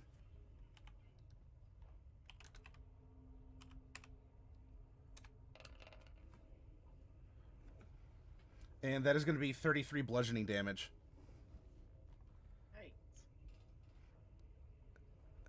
More are impacting you, and they're clinging on, and you're starting to get weighted down. That you have a lot more of these rocks that are accumulating and trying to tear you down. I don't hear you. Oh yeah, you're muted. If Celta is not doing well right now. She's having a hard time keeping to her feet. No, I'll give you some healing in a little bit. it is your turn, though, Selter. It's at this point. She is going to do something she really doesn't want to do because she needed this as an ace in the hole, but she's gonna do it anyway. Because I think this. No, I don't think it'll make a difference. Yeah, situationally, even if I wanted to, it would be an impressive display for all of 2 seconds. It wouldn't change a thing. So instead, I can't see the other ship. Is that correct? Yeah, this would be the sand and everything would be way too thick for you to see the other ship. It landed as it was braced, but it'll be too tough to see. if that's the case, then I am going to run to the control and Hail Mary, I am going to try and shift near the ship rather than, because if I understand, this kind of clocked us at the side, correct? It was approaching from the side, but this sandstorm swarm is everywhere. Just all these things are coming from all directions right now. The only reason I'm saying this is because when you are in a storm, you do not run parallel to the waves, you run to them. So, at this point, a chance to lose the second ship, a chance to turn this around, a chance to end up pushing, and if we end up playing our cards right, we might be if the storm itself is just moving on and we are caught in the middle of it, Celta believes that she can reduce how long we are in this storm by driving through it from the direction it came rather than trying to go parallel to it. Yep. So she is purposely trying to change the direction of the ship. Are we flying right now? No, you're grounded. Oh, we are grounded. Oh, Yeah, okay. Sorry, I you was had under the grounded impression prior we're to the still flying. sandstorm. Yeah, you were grounded prior to the sandstorm so that you weren't buffered by it because you couldn't rise above it and you couldn't really out navigate it because you were already weighted down. Oh, that doesn't work because it requires 100 GP of expended components. Are you going to continue to scrape? Do you want to take a defensive measure? What would you like to do, Selter? I have to take a defensive measure as Okay. I think you should make like Oh. Piccolo and George. Can I get off this ship? You could just jump over the railing. But I'm too far of a distance to be seen from the other ship. Correct. And having no idea on how to fly said ship, Correct. usually I'm probably a little bit further ahead on this one, but apparently not. So, at this point, all I can do is take a defensive action and hope for the best. Okay.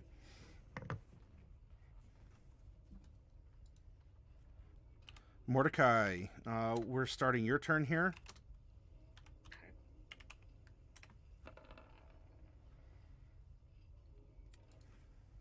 Yikes.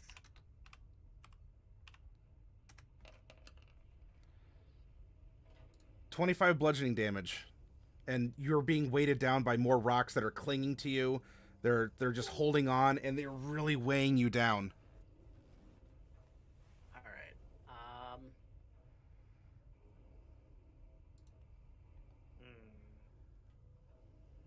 What do I do? Okay. Seltzer looks in a bad way, doesn't she? She's so she's using her short sword. She's like swatting away these flying like these to call them a pebble. Like a pebble's a little like booger size thing. Like we're talking rocks that are flying around here. And so I mean she's making a magnificent show of it as she's like beating them back, and of course as the stone strikes the steel of her sword, you're seeing like sparks kind of caught up in the dust storm and the sandstorm in the wind. She's trying to defend herself and kind of batter up and knock them away as best she can. But the swarm is continuing over the ship. Oh. There's screams below decks. Something about them coming through the walls. They're coming through the goddamned walls. Creak, creak, break. This ship is fly. And do is take shelter. So. God, I wish It's alright. I have an idea. Bonus action. I'm going to give Seltzer some healing Okay. with aura of vitality. Oh, I should actually be making concentration checks for that. Yes.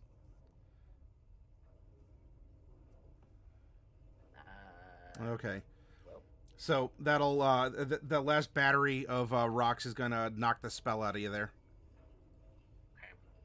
Then, if she's looking in a bad way, I'm gonna grab her. I'm gonna dimension door her back down below decks. Sure. Okay. So you're weighted down, and you trudge over, and you know some of these things are crunching underfoot. You grab Selter, and you teleport below decks. Now the rocks that were clinging onto you, Mordecai and Selter, do not go with you. They just sort of like clatter to the ground where you stood, and so you will appear back below the decks in an area where you're not going to be actively attacked, but these things are starting to like crawl in through cracks and breaks in the hull, and also through the open door that's still there. But you're not in immediate danger of being attacked by these things. It's just a matter of what will the soldiers do in this case, since you've appeared amongst them, and they're already riled up. So now we come over to Celine. Celine, does that Spirit Guardian, when does that take effect? Is that if something enters the radius? Enters for the first time on a turn or starts its turn there. Okay. So does it need to make another save? There are. Yeah, what I'll do is I'll just roll a save, because we're talking a lot of these things are flying around. If I make the save, then maybe some of them will have gotten through to ding ya, and if I don't, then not. And I'm looking for a. It's difficult. It's difficult terrain in any case. It's like they move at half speed in any case. Sorry, it's not difficult terrain. Okay. Oh no. So these things are just, and dust and parts of rocks are flying everywhere as these things are trying to swarm in, and they are not having a good time of it. And that's the damage on that one. Okay. I have an idea.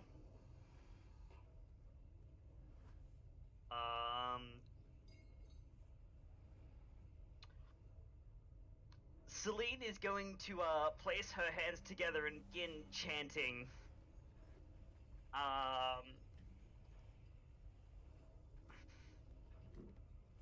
And through the through the dust and the rock and the sand and these elemental things, a light shines from above, and a much larger angel of death falls down as I cast Guardian of Faith. Okay. On the deck, because it's a large spectral guardian. Occupies a space. Any creature hostile to you that moves to a space within 10 feet of the guardian for the first time on a turn must succeed on a dex saving throw. 20 radiant on a failed save. Okay. Or half as much of a successful one. It vanishes when its delta total is 60 down. Gotcha. All right then. Also, Mordecai, when you get the chance, if you could like send a healing word my way, or I'm or a below cure deck word. now. Well, I'm semi below deck. I'm on the stairs. Okay. All right then. So if you could send like a healing word or something my way, that would be wonderful. Thank you. So your guardian of faith is placed on the ship's deck, much like a beacon of a saint in 40K producing a Geller field here in the warp and the chaos. Yes. Down below, for Mordecai and Selter, the other soldiers are starting to, like, they're stomping and trying to crush these things. A couple of them, someone will just pick one of these things up. It's sort of like, it's in its hand, and the little legs are kind of, and it'll just sort of like throw it down and stomp, or particularly a particularly burly one will just sort of like crush. It seems like they're kind of hollow inside, and then just sand pours from his hands here. But down below decks, more of these things are getting in, and you're hearing the ship creak and groan even more, and very audible even through the din of the sandstorm and these rocks that are clinging on and slowly entombing this ship. There's a very loud, like, crunch sound coming from not this ship, but from elsewhere. It sounds like something major just broke. And we come back over to Selter, who is not being assaulted by these elemental things. You are in a crush of humanity. People are swirling around everywhere, fighting. You could encounter one of these elemental bees if you wish, or you could maneuver, or you could do something else here. What are you doing?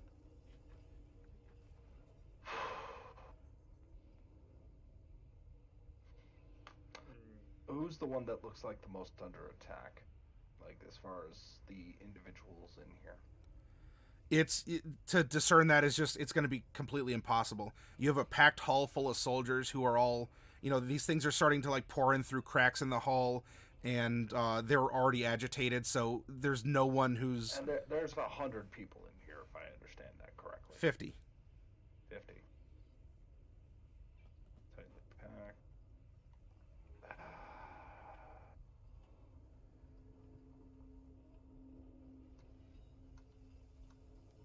Quickly, she looks up to Mordecai.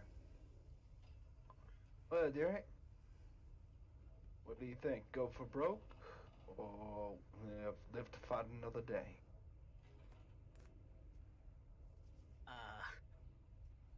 Living sounds nice. But so does getting out of here. Very well, then. This ship is not gonna fly. Not if we keep staying here. Move.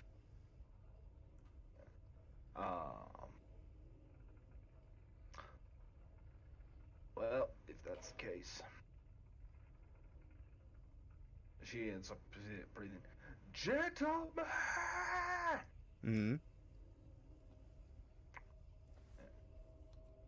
With your sister, we have exactly here 6 seconds to make a decision here. I can assure you that staying here, you will be buried alive. Every individual will be killed in this here ship, and you are not about to weather this, as you might have just heard the sister ship collapse. Now, you can either be on board, and we can try and fly this thing through a storm to get this out of here, or we all can get buried right here, right now. There's no second chances at this point. I personally would like to live. I'm pretty sure all of you would like to live, and the next person that ends up deciding to end up being so disorderly is to push somebody on my blade, I will start doing this on purpose. We currently have very little time. So, gentlemen, get to your stations. Brave on, so that the few of you that can survive this will. Are you seeking to persuade? Yes, I am. Okay. Go ahead and this is definitely a big Hail Mary here. Go ahead and make a persuasion at disadvantage, and let's see what happens. +2. Using the +2. Can I grant her my +2? No, because your +2 will be your own. I mean, you're a bard though, so. I cannot roll to save my life. Well, it was nice playing with you, gentlemen. Okay. Madame. You're trying to get people's attention, and people are looking at you, but they're also still like, you see like a rock kind of crawling up someone's neck. Get it off. And some other people are just sort of like succumbing to the weight. They're like, you see more kind of crawling up, and they crumple down. As you're trying to get order here. Though Selter, you're kind of, you have meat shields around you, so they're not, these rocks aren't to you here yet. Mordecai, we're over to you.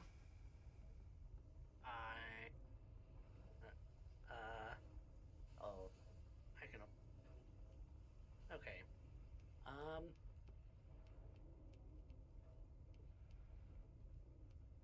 I'd say the ship is sinking, but I mean, you're on land, and yet you're still sinking.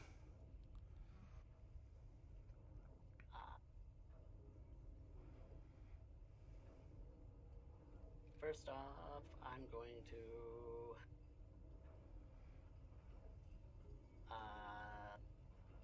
level 3 cure wounds on Seltzer.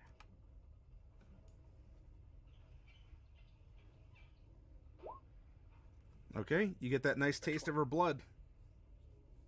Yep. And then I'm slamming the sword again that I have Okay. against the side of the ship, Okay. and I'm just yelling, "Get to your stations!" Okay. Is Either this in? intimidating or persuading? Okay. You can I'm in make. uniform. Yeah, you are in uniform. You are a known figure to these soldiers in a sense. And if you're gonna wrap the sword, that's fine too. So I won't have this be a disadvantage, but I'm still gonna call for a standard roll for intimidation. Okay. Given the fact that there's still so much panic and other things, and you're a VIP, a very important prisoner, but Big money. 17. okay. So you tang tang tang, and you're trying to make noise and intimidate people. Rah! You could bare your fangs if you're intimidating. I mean, you could come across as. You can come across I'm doing as. everything in my power to get these people to move. Sure, you snarl, your lips peel back, and there's those big pearly fangs. You're gripping this sword, and in the midst of things, I mean, everyone's attention was gotten by Selter here, so at least she organized. Like, it wasn't just a mishmash of people looking at other things. They're looking at her, but and then Mordecai, you slam the sword. They look to you, and some of them are trying to scramble out, and as they do, Mordecai, you see that you've been driving the small woodland creatures into the thresher here as they start trying to pour out the door, and they're passing through these lethal auras of Celine's, and their skin starts like baking and bubbling as they're passing into this damage zone, and they're screaming, and then more of these rocks are pelting them, and so some of them, like one of them has their head caved in, and just sort of slumps, and now they're starting to clog up the stairs on the way up. Oops, forgot about that. All right, well that's a thing. I'm not moving anywhere, so.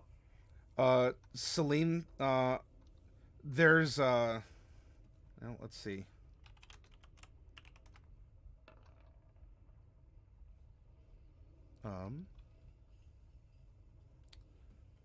Okay, so your zones are you're acting like a big old bug zapper, sort of on two fronts here, as they're like pouring in, but these things are sort of like they're dusting on their approach. This stairway up is filling with dead, dying or dead. And some of these things are flying through, but there are these soldiers that are screaming and trying to come up, and their flesh is starting to bubble, and then of course there's sand and other things that is flying all around. You yourself are not necessarily harmed by these things, but what would you like to do on your turn? Well, as Celine is going to go up the stairs onto the main deck.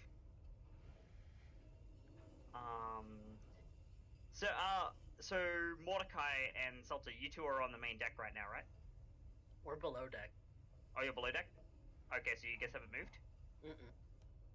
Okay. I haven't. So Celine is going to turn back and look at them all.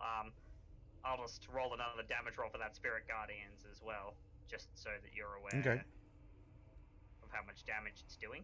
Wow, that was bad.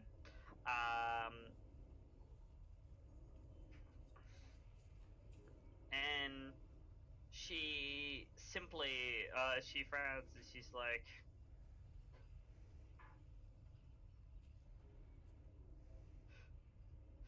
she's probably gonna murmur something under her breath of how she has become Death Destroyer of Worlds. You're just gonna mumble something like that? Yeah. Come on, say it in passion. This is role playing. If you're gonna, you can't just say I'm gonna mention I'm the Death Destroyer of Worlds. Come on.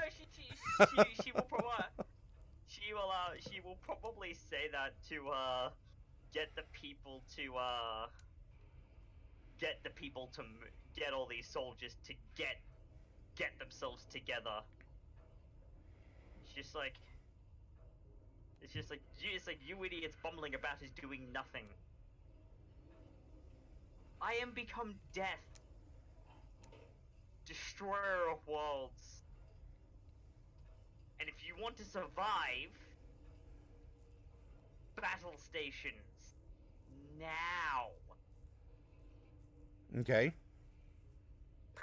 So I'm appealing to their survival instinct, and as a bonus action, I'm gonna shove a healing word into myself. Okay.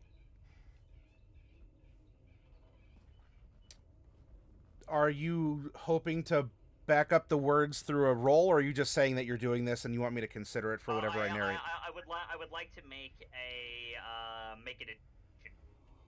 Intimidation? Yeah. And you've moved out of the way? You, Because they ran into your spirit guardians when I told them that. Yeah, no, everyone's funneled into the wood chipper right now. Yeah, no, I've moved out of the way. So that they're not going to get obliterated. Okay. The Guardian of Faith also won't hurt them because they're not considered hostile to me. It's just the Spirit Guardians called specifically for designated creatures. Sure. Make an intimidation check straight up. 16. There we go. Yeah, that's a good check. Okay. You move out of the way, but you're still here as the Lady of Death, and I'm the Destroyer, and you have these ghostly things that are happening. You move out of the way, and as you do, they're just really all the soldiers are in a panic right now. I mean, they're looking between Selter and Mordecai and you. There's of course your deathly emanations, and with you moving out of the way now, the way downstairs through the main staircase is open from the bug zapper acting, and just sand and these rocks are pouring down inside, and now like flying through the cabin, not just crawling through, and everything is absolutely just It's chaotic. Yes. I'm just gonna put this here because I think it fits perfectly.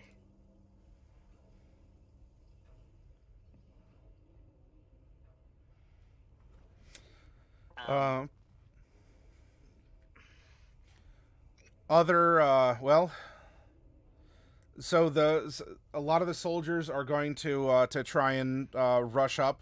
They're having to do so over their fallen comrades here. And do any of them have shields? Or are they only wearing swords? No, they have swords on their hips. There might be shields somewhere, but none of them necessarily like have them out and ready right now. So they are they're scrambling, and it's tough going, especially because the deck is absolutely littered with these rocks as well. And Celine will probably suggest that too. It's just like if you know where shields are, go get some phalanx formation onto the deck. And they're up there and just they're being pelted as well, and a couple of them fall, and the boat is giving like a very audible as more of these things have crawled up the hull, and the deck is still kind of like swarming with a lot of these rocks that are just they're landed, and they're just accumulating and accumulating and accumulating. Things aren't going to last too much longer here at this rate, and people are running around with their heads cut off here.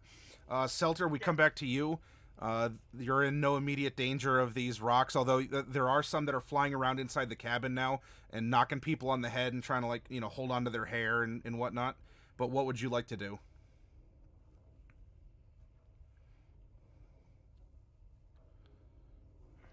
Well, stairs are no longer clogged, if I understand this, or You I'm no could longer standing in they're them. clogged with it's difficult terrain because there's dead folks, there's sand blowing down, and you would be throwing yourself into like a wind of these rocks that are starting to pour in. It's open, but it's dangerous. and nobody's moving. I've moved. I moved out of the way, and they're trying to rush out onto the deck. All right. Mm-hmm. If that is the case, I will end up continuing to end up doing so. And Human shield? pardon? Human shield? She's too wounded. She is not a hero. Do not mistake her for a hero. I am gonna fling a healing spell at you next turn as well. Don't worry about it. Oh God, there's literally nothing.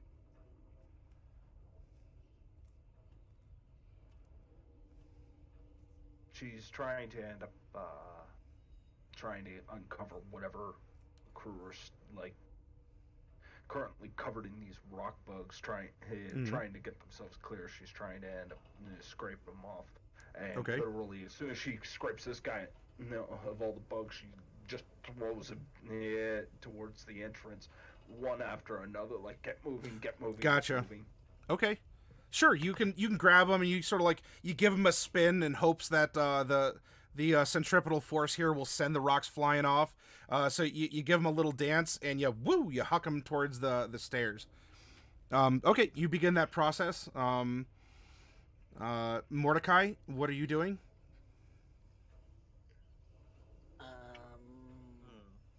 We could probably insert a Wilhelm scream somewhere as Selter's pitching soldiers up the stairs. Yep. Pitch them up the stairs.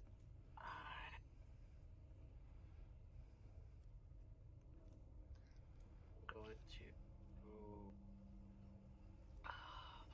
I don't. Ew. Heal Seltzer, heal me. If you have any like really defensive spells, I'd pull out Beacon of Hope, but unfortunately my Spirit Guardians is concentration.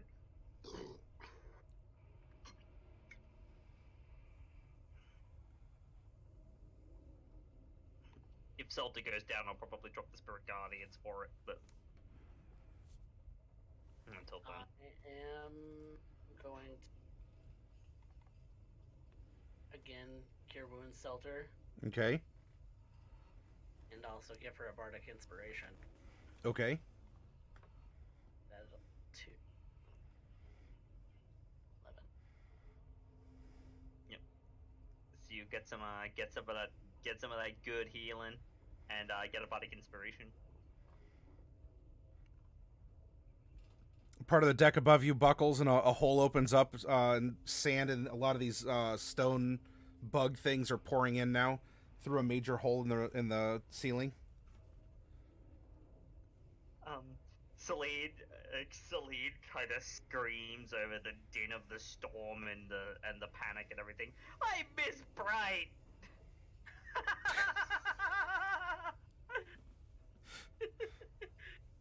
Don't Bright can deal with this with her fireballs and her magic missiles. We need I've done a magic fireballs!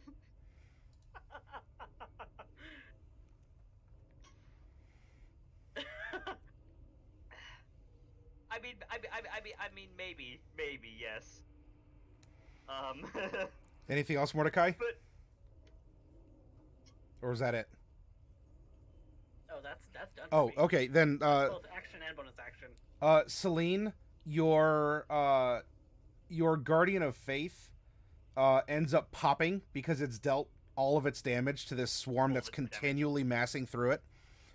So your big your goddess, your invocation of your goddess just flickers, and then just like everything else, it almost just seems like it's inundated with sand and bugs as more pass through where this large manifestation of Weejas was. Celine is kind of like, that's really strong. Oh god. And a couple of these things are going to get through enough to what's their movement? bonk you. What's their movement speed, just by the way? Because that's very important. Their movement is yes. This is a giant sandstorm full of these things they're on you. It looks like one of them is going to hit. Alright, yep. Give me some damage. Whoops. 8 bludgeoning damage, and one of these things is clinging to you. Alright. I go back down to 24. And the 23. Guardian wasn't concentration, right? It was your other thing? No, Guardian wasn't concentration. Spirit Guardians was, and I'll make the save for it. Okay. Nope.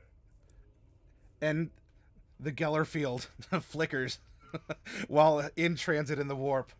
And the Spirit Guardians also begin to flicker.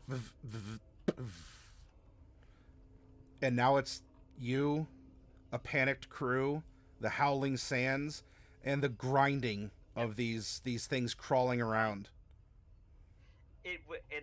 Because they do move through it, however, before they hit me, the Spirit Guardians will get one last ping of damage. So I'll roll that. That's fine. Oh, it's a good one. Siphonix or something safe stick company. Celine is looking around.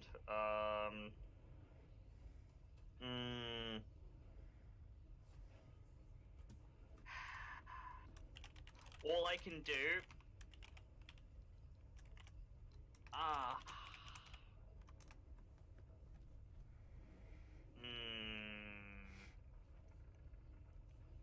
Panicked masses. Things are looking dire. The ship's sinking in the middle of a dry desert. I know that's redundant, but Yeah. not like with those wet deserts. Question. Would the swarm be considered one creature? Like one creature with the swarm traits, or is it? There are a bunch of individual creatures. Like it's a swarm of individual creatures. Okay. But if you pitch an idea, I'll work with you, depending. Yeah. Because I was gonna attempt to banish them back to their native plane. Because it's obvious that they're elementals and they are not native to here. Okay. Sure. You can give it a try. They're elementals. Banishment could work on them. If you want to give it a go. Yep. What's the worst that happens? The worst that happens is that it doesn't work, and then I can't cast another spell. Stop being so pessimistic. If I can't cast other spells, they're going to tear me apart. So, pessimism is kinda. Are you willing to take this chance? Apparently so. You click the button. No takesy backsies. Because as I said, a swarm of, as an example, like a swarm of rats is usually considered one creature with swarm traits. So if these are gonna work in the same way, I can provide the material components with the holy symbol. Sure. I'm gonna attempt to banish them back to. I'm gonna assume the elemental plane of Earth. Sure. Tell you what. Roll me 1d20, Celine. Just a flat d20. Yeah, just a d20. We're doing some random number generation. 20, 20, 20, 20. Damn it. Okay.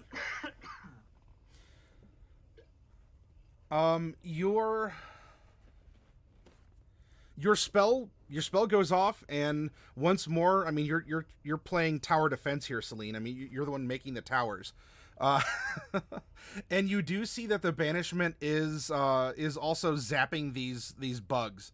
The sand's obviously unaffected, but as these things are flying into the light here, they are vanishing. As you're keeping this up, And on my end, okay. So it is putting in work. This does seem to be working. It's not making everything vanish all at once like a nice Q snap from Next Generation.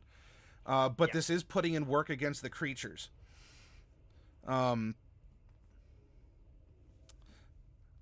The crew is the crew is continuing to scream and fight.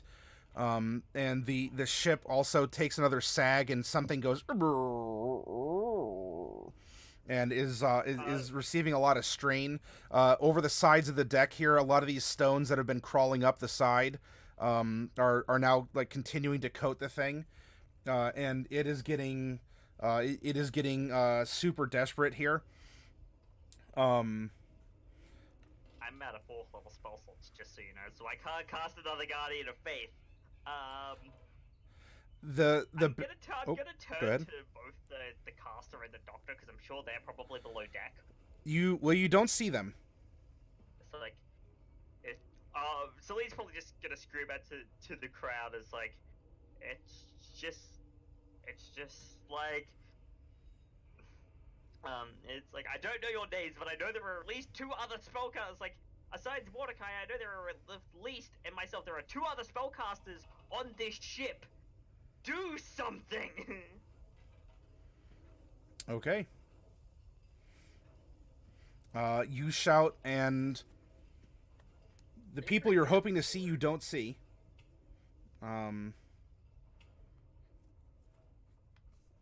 But maybe they're out doing something. In all this? That's a good question. Where is she? You have it's not the beacon of hope as per the spell, but certainly you have this banishment effect that has manifested and is trying to scoop up a bunch of these things. Selter, this is a dire moment. The ship is creaking. Everyone's panicking, and there's probably been a couple thrown elbows purposely or not in your way. At you. I'm not assigning hit point damage, but everything is becoming entombed and straining. It's hot. It's hard to breathe. There's sand everywhere. There's these things. The smell of blood is filling the air, and that's something to note for you, Mordecai, though you're still pretty full from Celine, so I'm not going to force anything, but just, cosmetically act as you will. Selter, this is a dire moment. What is Selter going to do?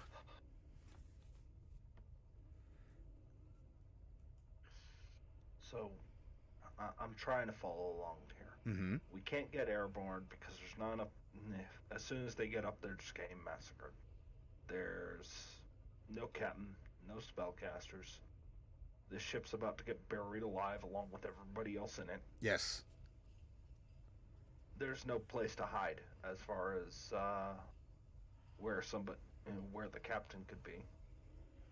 Well, that's not necessarily true. I mean, there's more to the ship than what you've seen.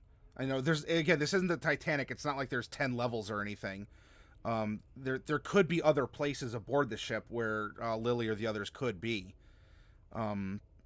You've been above deck and you've been in this kind of large cargo hull area. And we have not been able to lift off. Do I understand that correctly? Correct. Too much weight. I imagine what with all the rocks. Does that include interior? Too much weight. Well, yeah, because even if you recall when you took off, when the ships are full and they could carry the troops, but they couldn't go too quickly or too high. And so the ships already had kind of a weight problem before, which is why you were able to kind of skim across some of the taller sand dunes. Is everybody up? Are we trying to get everybody above deck, right? There are still people trying to scramble up there. But you're also having people who are trying to run upstairs and also being battered by these things. And so it's a mess. Just people are running everywhere. Others are trying to go to the holes in the hull and trying to punch these rocks back through, or do other things like trying to tend the wounded.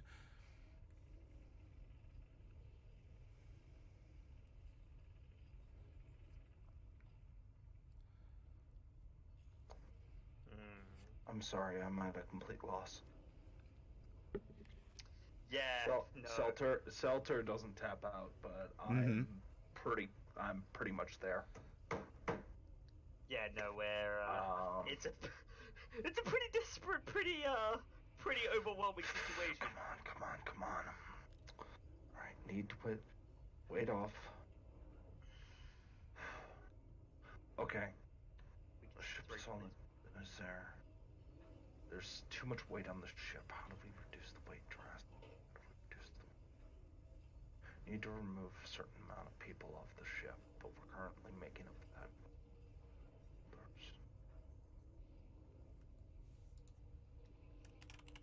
The only way I can imagine doing this at all, try and force everybody up. Yeah, alright. Trying to get everybody up, trying to start this thing airborne, and purposely yaw it as straight up as possible. Just literally let everybody slide off deck, including the rocks and everything else. That's the only thing I can think of. So, Selter's going to continue to force people up as she's making her way back up to the bit. She is screaming for a pilot. She needs a specific pilot. Okay. Or any pilot at this point. Roll a d20 for me, please. Just a straight d20? Yep, just a straight up d20. Oh, good roll. Okay. Yeah, that'll come back to bite us, don't worry. All right. This is hope. That's all this is. It's the worst thing. So, Selter is, you're in panic mode. Your heart's probably going a mile a minute here. You're weighing your options. Selter doesn't give up. Selter's she's a lover and a fighter. But above all else, Selter is something else. Something that's even greater than a lover and a fighter. Something, Selter is something greater. And what is that thing? She's a goddamn dragon. You are absolutely correct. You're a goddamn dragon.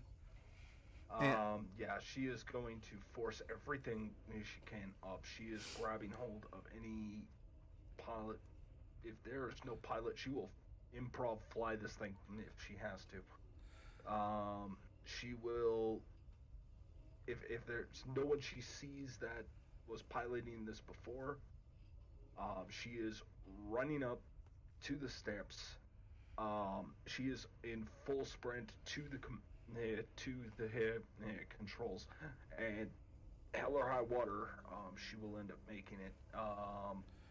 And it requires an action to go full defensive, but to go full defensive just means I'm spending more time, so it's redundant at that point. So I am going to end up pushing it and try and end up getting to those controls. Okay. Pushing past.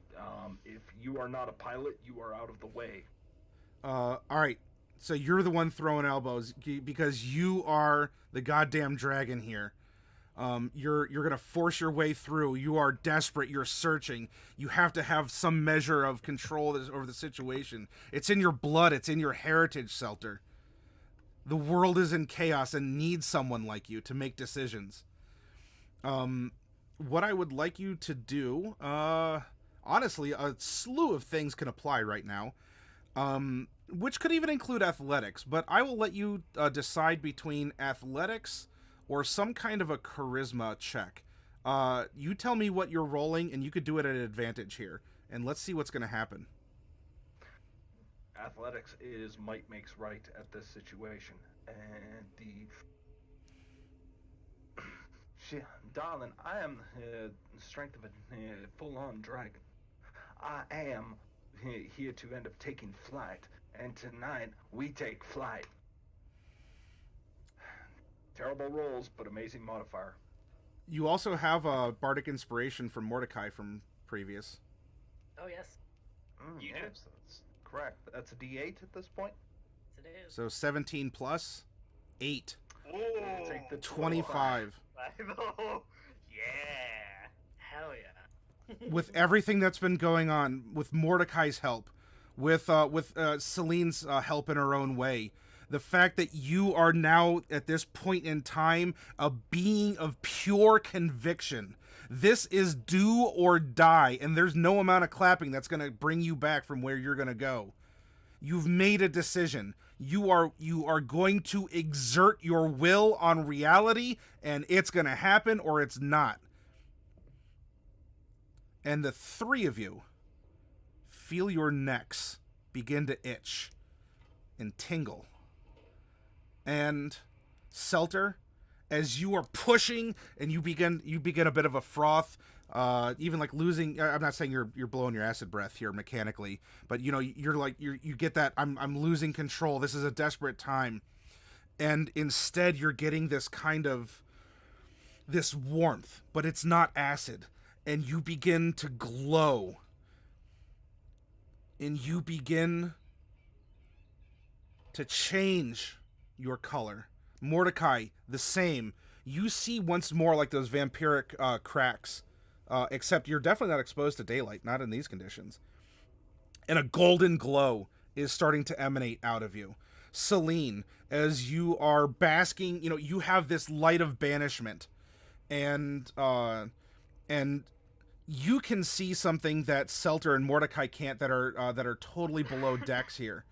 As coming down through this, I'm treating it kind of like Moonbeam. I know it's not, but I think this is fun and thematic in its own way. I've been describing it a bit as a bug zapper here.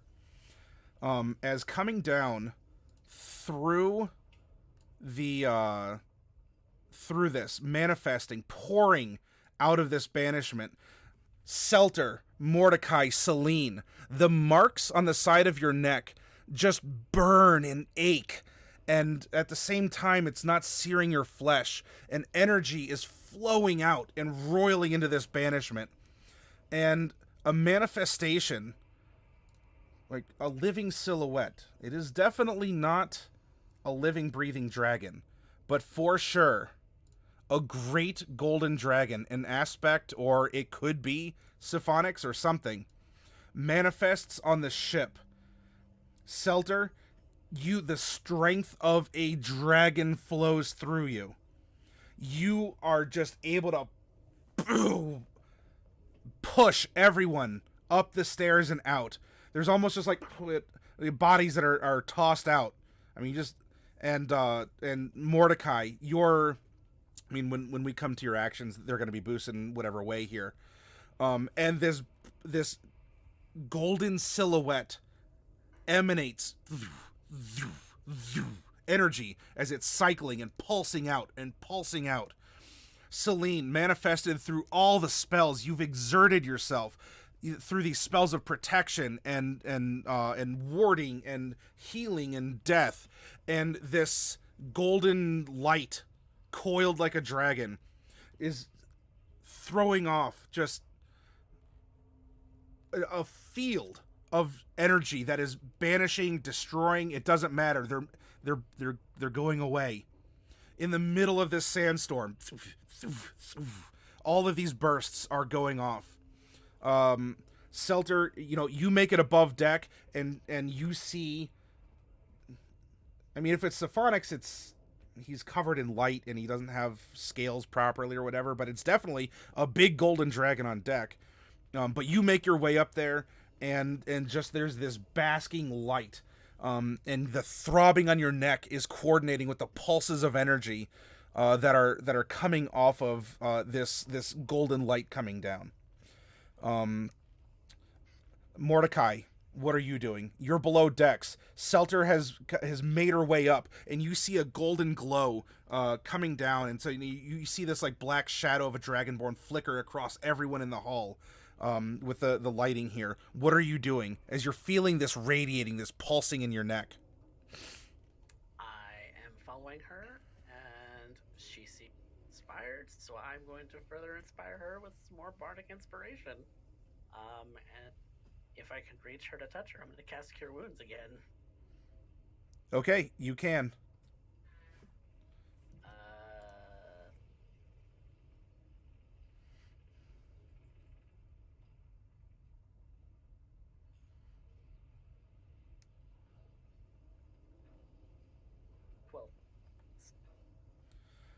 And you give a bardic inspiration as well, you said?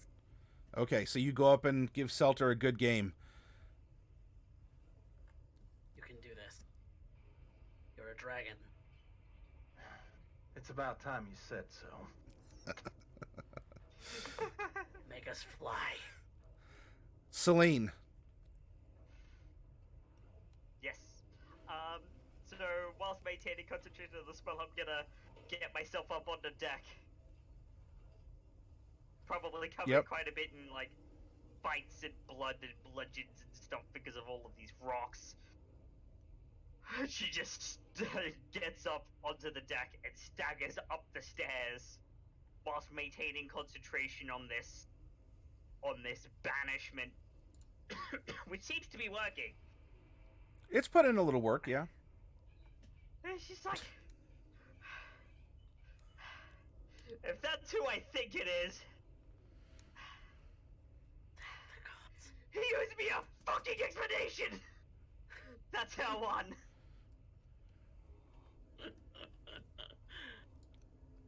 So you want to yell at? Just looks the definition of done.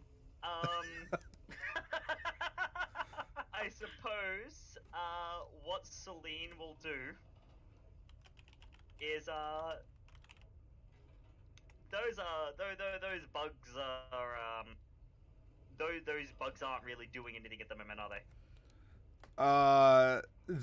They're turning into dust and blowing away. Yeah, so they're not actually attacking us. That's cool. Correct. So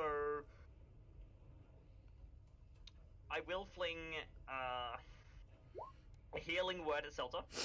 Maximum. Wonderful.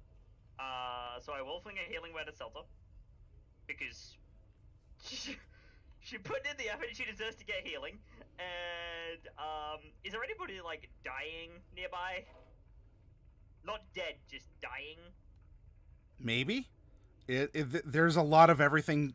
Like the winds are still whipping through, and there are these stones, but they're kind of evaporating in the aura of your banishment. You'd have to take time to try and roll people over, check their pulse and whatever. So I'm just gonna do like indiscriminate touching because it's just a cantrip because it's all I can cast in the moment. Okay. Take a chance and stabilize someone. If I can find just stabilize someone with spare the night. Okay. I mean, I'm sure there's a living creature that has 0 hit points somewhere in my vicinity that I. Okay. Hopefully you stabilize someone. Yeah, I stabilize someone, and then I'll just maintain the banishment, and that'll be my turn. Okay. I will be right back, Nature Call. Yep. Go ahead and so the crew is partially in awe, mostly still in panic. Some are dying. One is either already dead and nothing you can do about it, or was poked into stability by Celine here. And there's still these screams, and you're also getting you're getting not just the sounds of panic or death or fear. You're also getting some sounds of awe, and for those few soldiers who were also up on the deck trying to scrape off or battle or to help tend to their wounded soldiers, just for this moment, they stop and they look at this glowing golden manifestation on the deck. And they feel resolved. They clench their jaw and they continue working with vigor. Selter, some of your wounds have closed, and where they have, at least right now, you have shimmering golden scales that are covering your wounds. What are you doing? Getting to the helm. With majority of or a good chunk of the individuals on deck, a lot of dead meat, and a lot of these stones, we need to lose a lot of weight.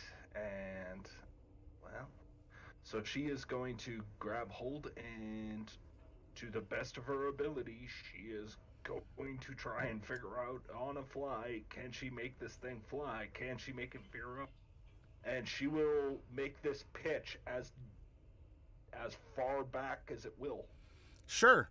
You're Mordecai will spend his action to assist. What's that? Mordecai will spend his action to assist. Okay. Celine will do the same as well. As well as grabbing onto the side, because she has a feeling that shit's about to go down. All right, then, with a coordinated effort, under the radiating glow of this pillar of banishment, the three of you, Selter, who has these golden scale scars or whatever, at least in appearance right now, they're glowing and shiny. Mordecai, you have the sunlight effect, except it's a golden light peering over your crackled skin. Celine, I mean, you're radiating this glow of goldenness. In fact, it's probably even coming from your tattoo, although it's a little difficult for you to see that. You'll just have to trust Mordecai that it's there. Or was he checking out your butt? Anyway. So the three of you are shoving elbows to the best of your ability. You go to the places that you haven't been on the ship, because it's most likely there, because you've only seen a couple parts. You burst in. You find it. 6 arms and maybe a tail find their way to the control panel in the helm. And if things are off and switches are down, Mordecai, you're a tinkerer. You can maybe you can get this thing flying here. Selter is like acting as your Selter's acting as your linebacker, so like he's making the hole for you here. Mordecai, you have she's grabbing the wheel in case it takes some massive feat of strength or something. Mordecai, go ahead and make an intelligence-based tinkering. Normally? Yes, yeah, just a straight up one.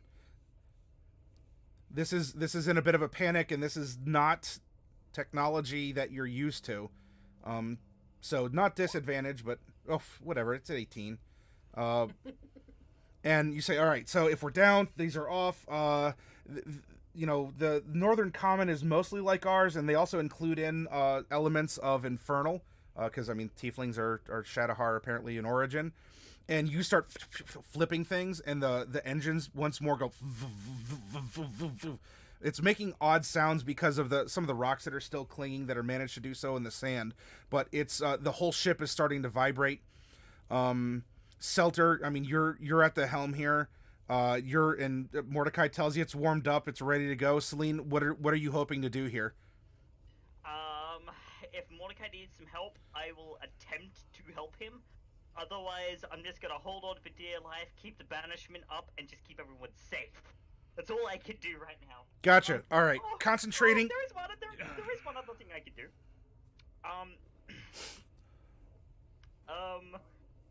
What are your? How are you looking, Mordecai? You damaged at all? I'm alright, but your magic doesn't work on me. Oh, that's right. Nah. Are you alright? Are you alright, Selter? You looking okay on the hit point count?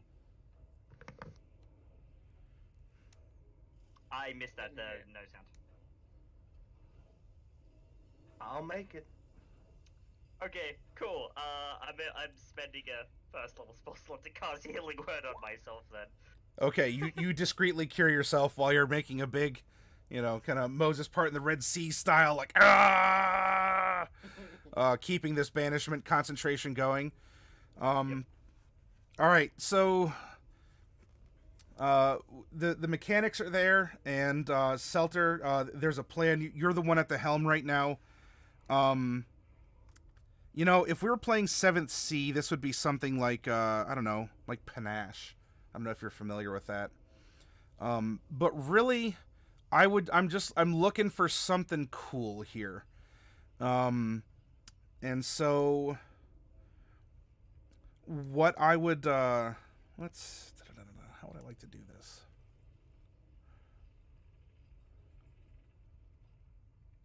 I want you to funnel your will into the ship, even if it's absolutely illogical, and you tell me how you want to do so. Is this through a is this through, again, is this an athletics thing? Are you trying to assert dominance on this ship and it will answer you? Are you trying to cajole it or, carouse it? Are you trying to seduce the ship into into submitting to you? How would you like to assume control here? At this point, I will end up taking it one way or another. You are making the mistake of assuming that there are options. The options are mine to decree, and as such, I will end up here grabbing hold of this ship, and it will fly at my command. More point, I'm just gonna use athletics because, god dang it, if there's a Hail Mary. All right, You're still inspired. you can do this at advantage, Still inspired too. and yes, Mordecai also inspired you. So we're already looking at a 26 plus 6. It's a 32. 32. Selter, you grab this thing, and this ship is yours.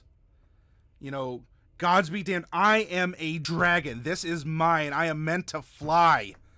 I am meant to rule the skies and the swamps and anywhere that I damn well please. And you grit your teeth. The golden light from your wounds just fills the area, and just with a roar that just vibrates alongside these engines, it creaks, and you hear a couple things snapping as it's coming up from the weight of everything. But your willpower alone is lifting the ship. It creaks and snaps. One of the 6 donuts seems to fall away. That doesn't matter. We need to get up. We need to get out. Guided by Siphonix's light on the deck, backed by Mordecai, your belief, I'd say friendship, but your whatever, whatever you share. It's complicated. Yeah. For simplicity's sake, we will say spite. Yeah. Yeah, sure. Through sheer spite. And you channel yourself through.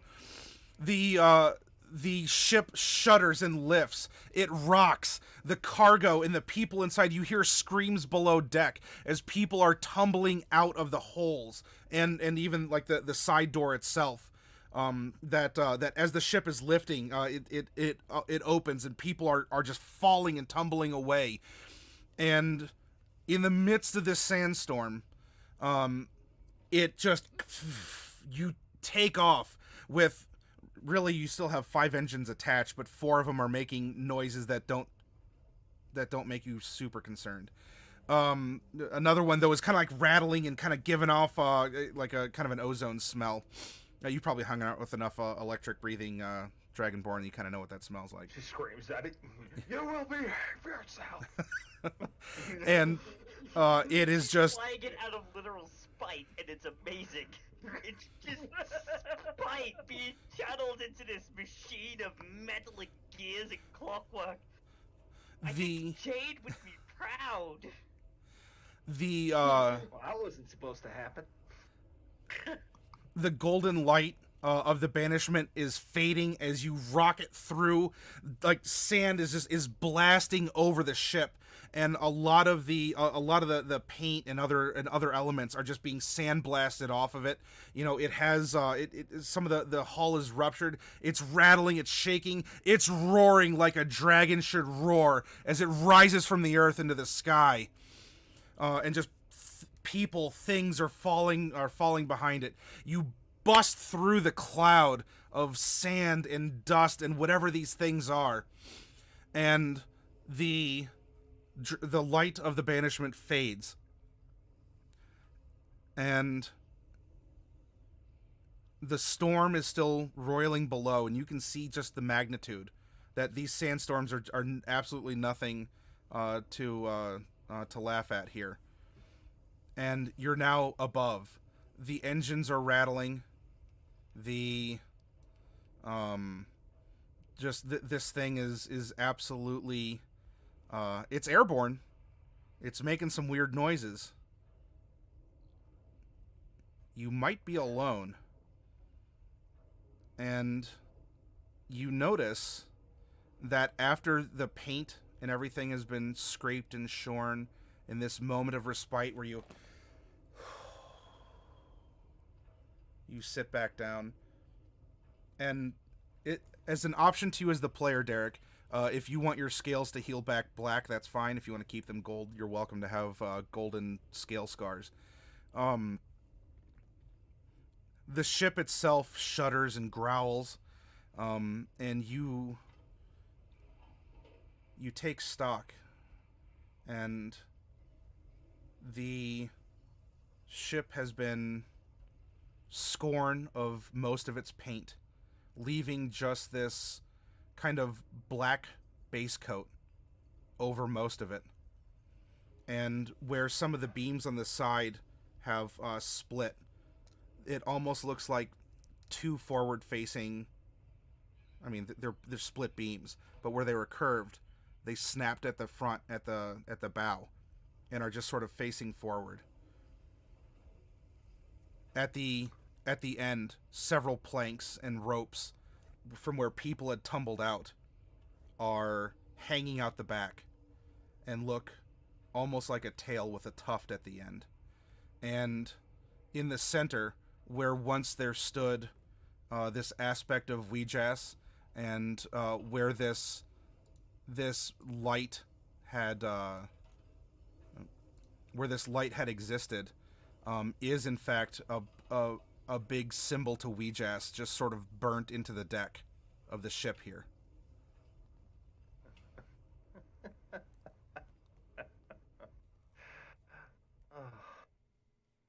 She'll level it out. Look to the other two. Now, Muffin Top, next time I say I'm taking a ship, just believe me, alright? She's like, yeah, no, okay. Whatever you say, Salsa. Whatever you say. She just grabs hold of the helm as they're like, whatever you say. And the fade out, I'd like to make it, it's about goddamn time. Oh, I'll pay it. I'll pay that. That's great. With this, I need to get up and take it. Oh, go ahead. Just pulls Celine close to him and just plants a kiss. We're alive. Celine's gonna go bright red. She's like, yeah, we're alive. It's about goddamn time. I'll take the twofer. That's okay. Yeah, sure. I'll even say some of this nice decorative railing kind of peeled back from the front, and so while you have two of the planks that are pointing forward here, from the bow going back, you have two swoops of decorative railing that have kind of twisted up and back too. But let's let's take a break. I'm gonna need probably about a 10-minute break. Let's refresh, get a snack, a drink, restroom, and all that. And when we come back, we are going to go. We're going to go south to visit Norallie and Bright as they are entering the big city. Yeah. All right. Sounds good.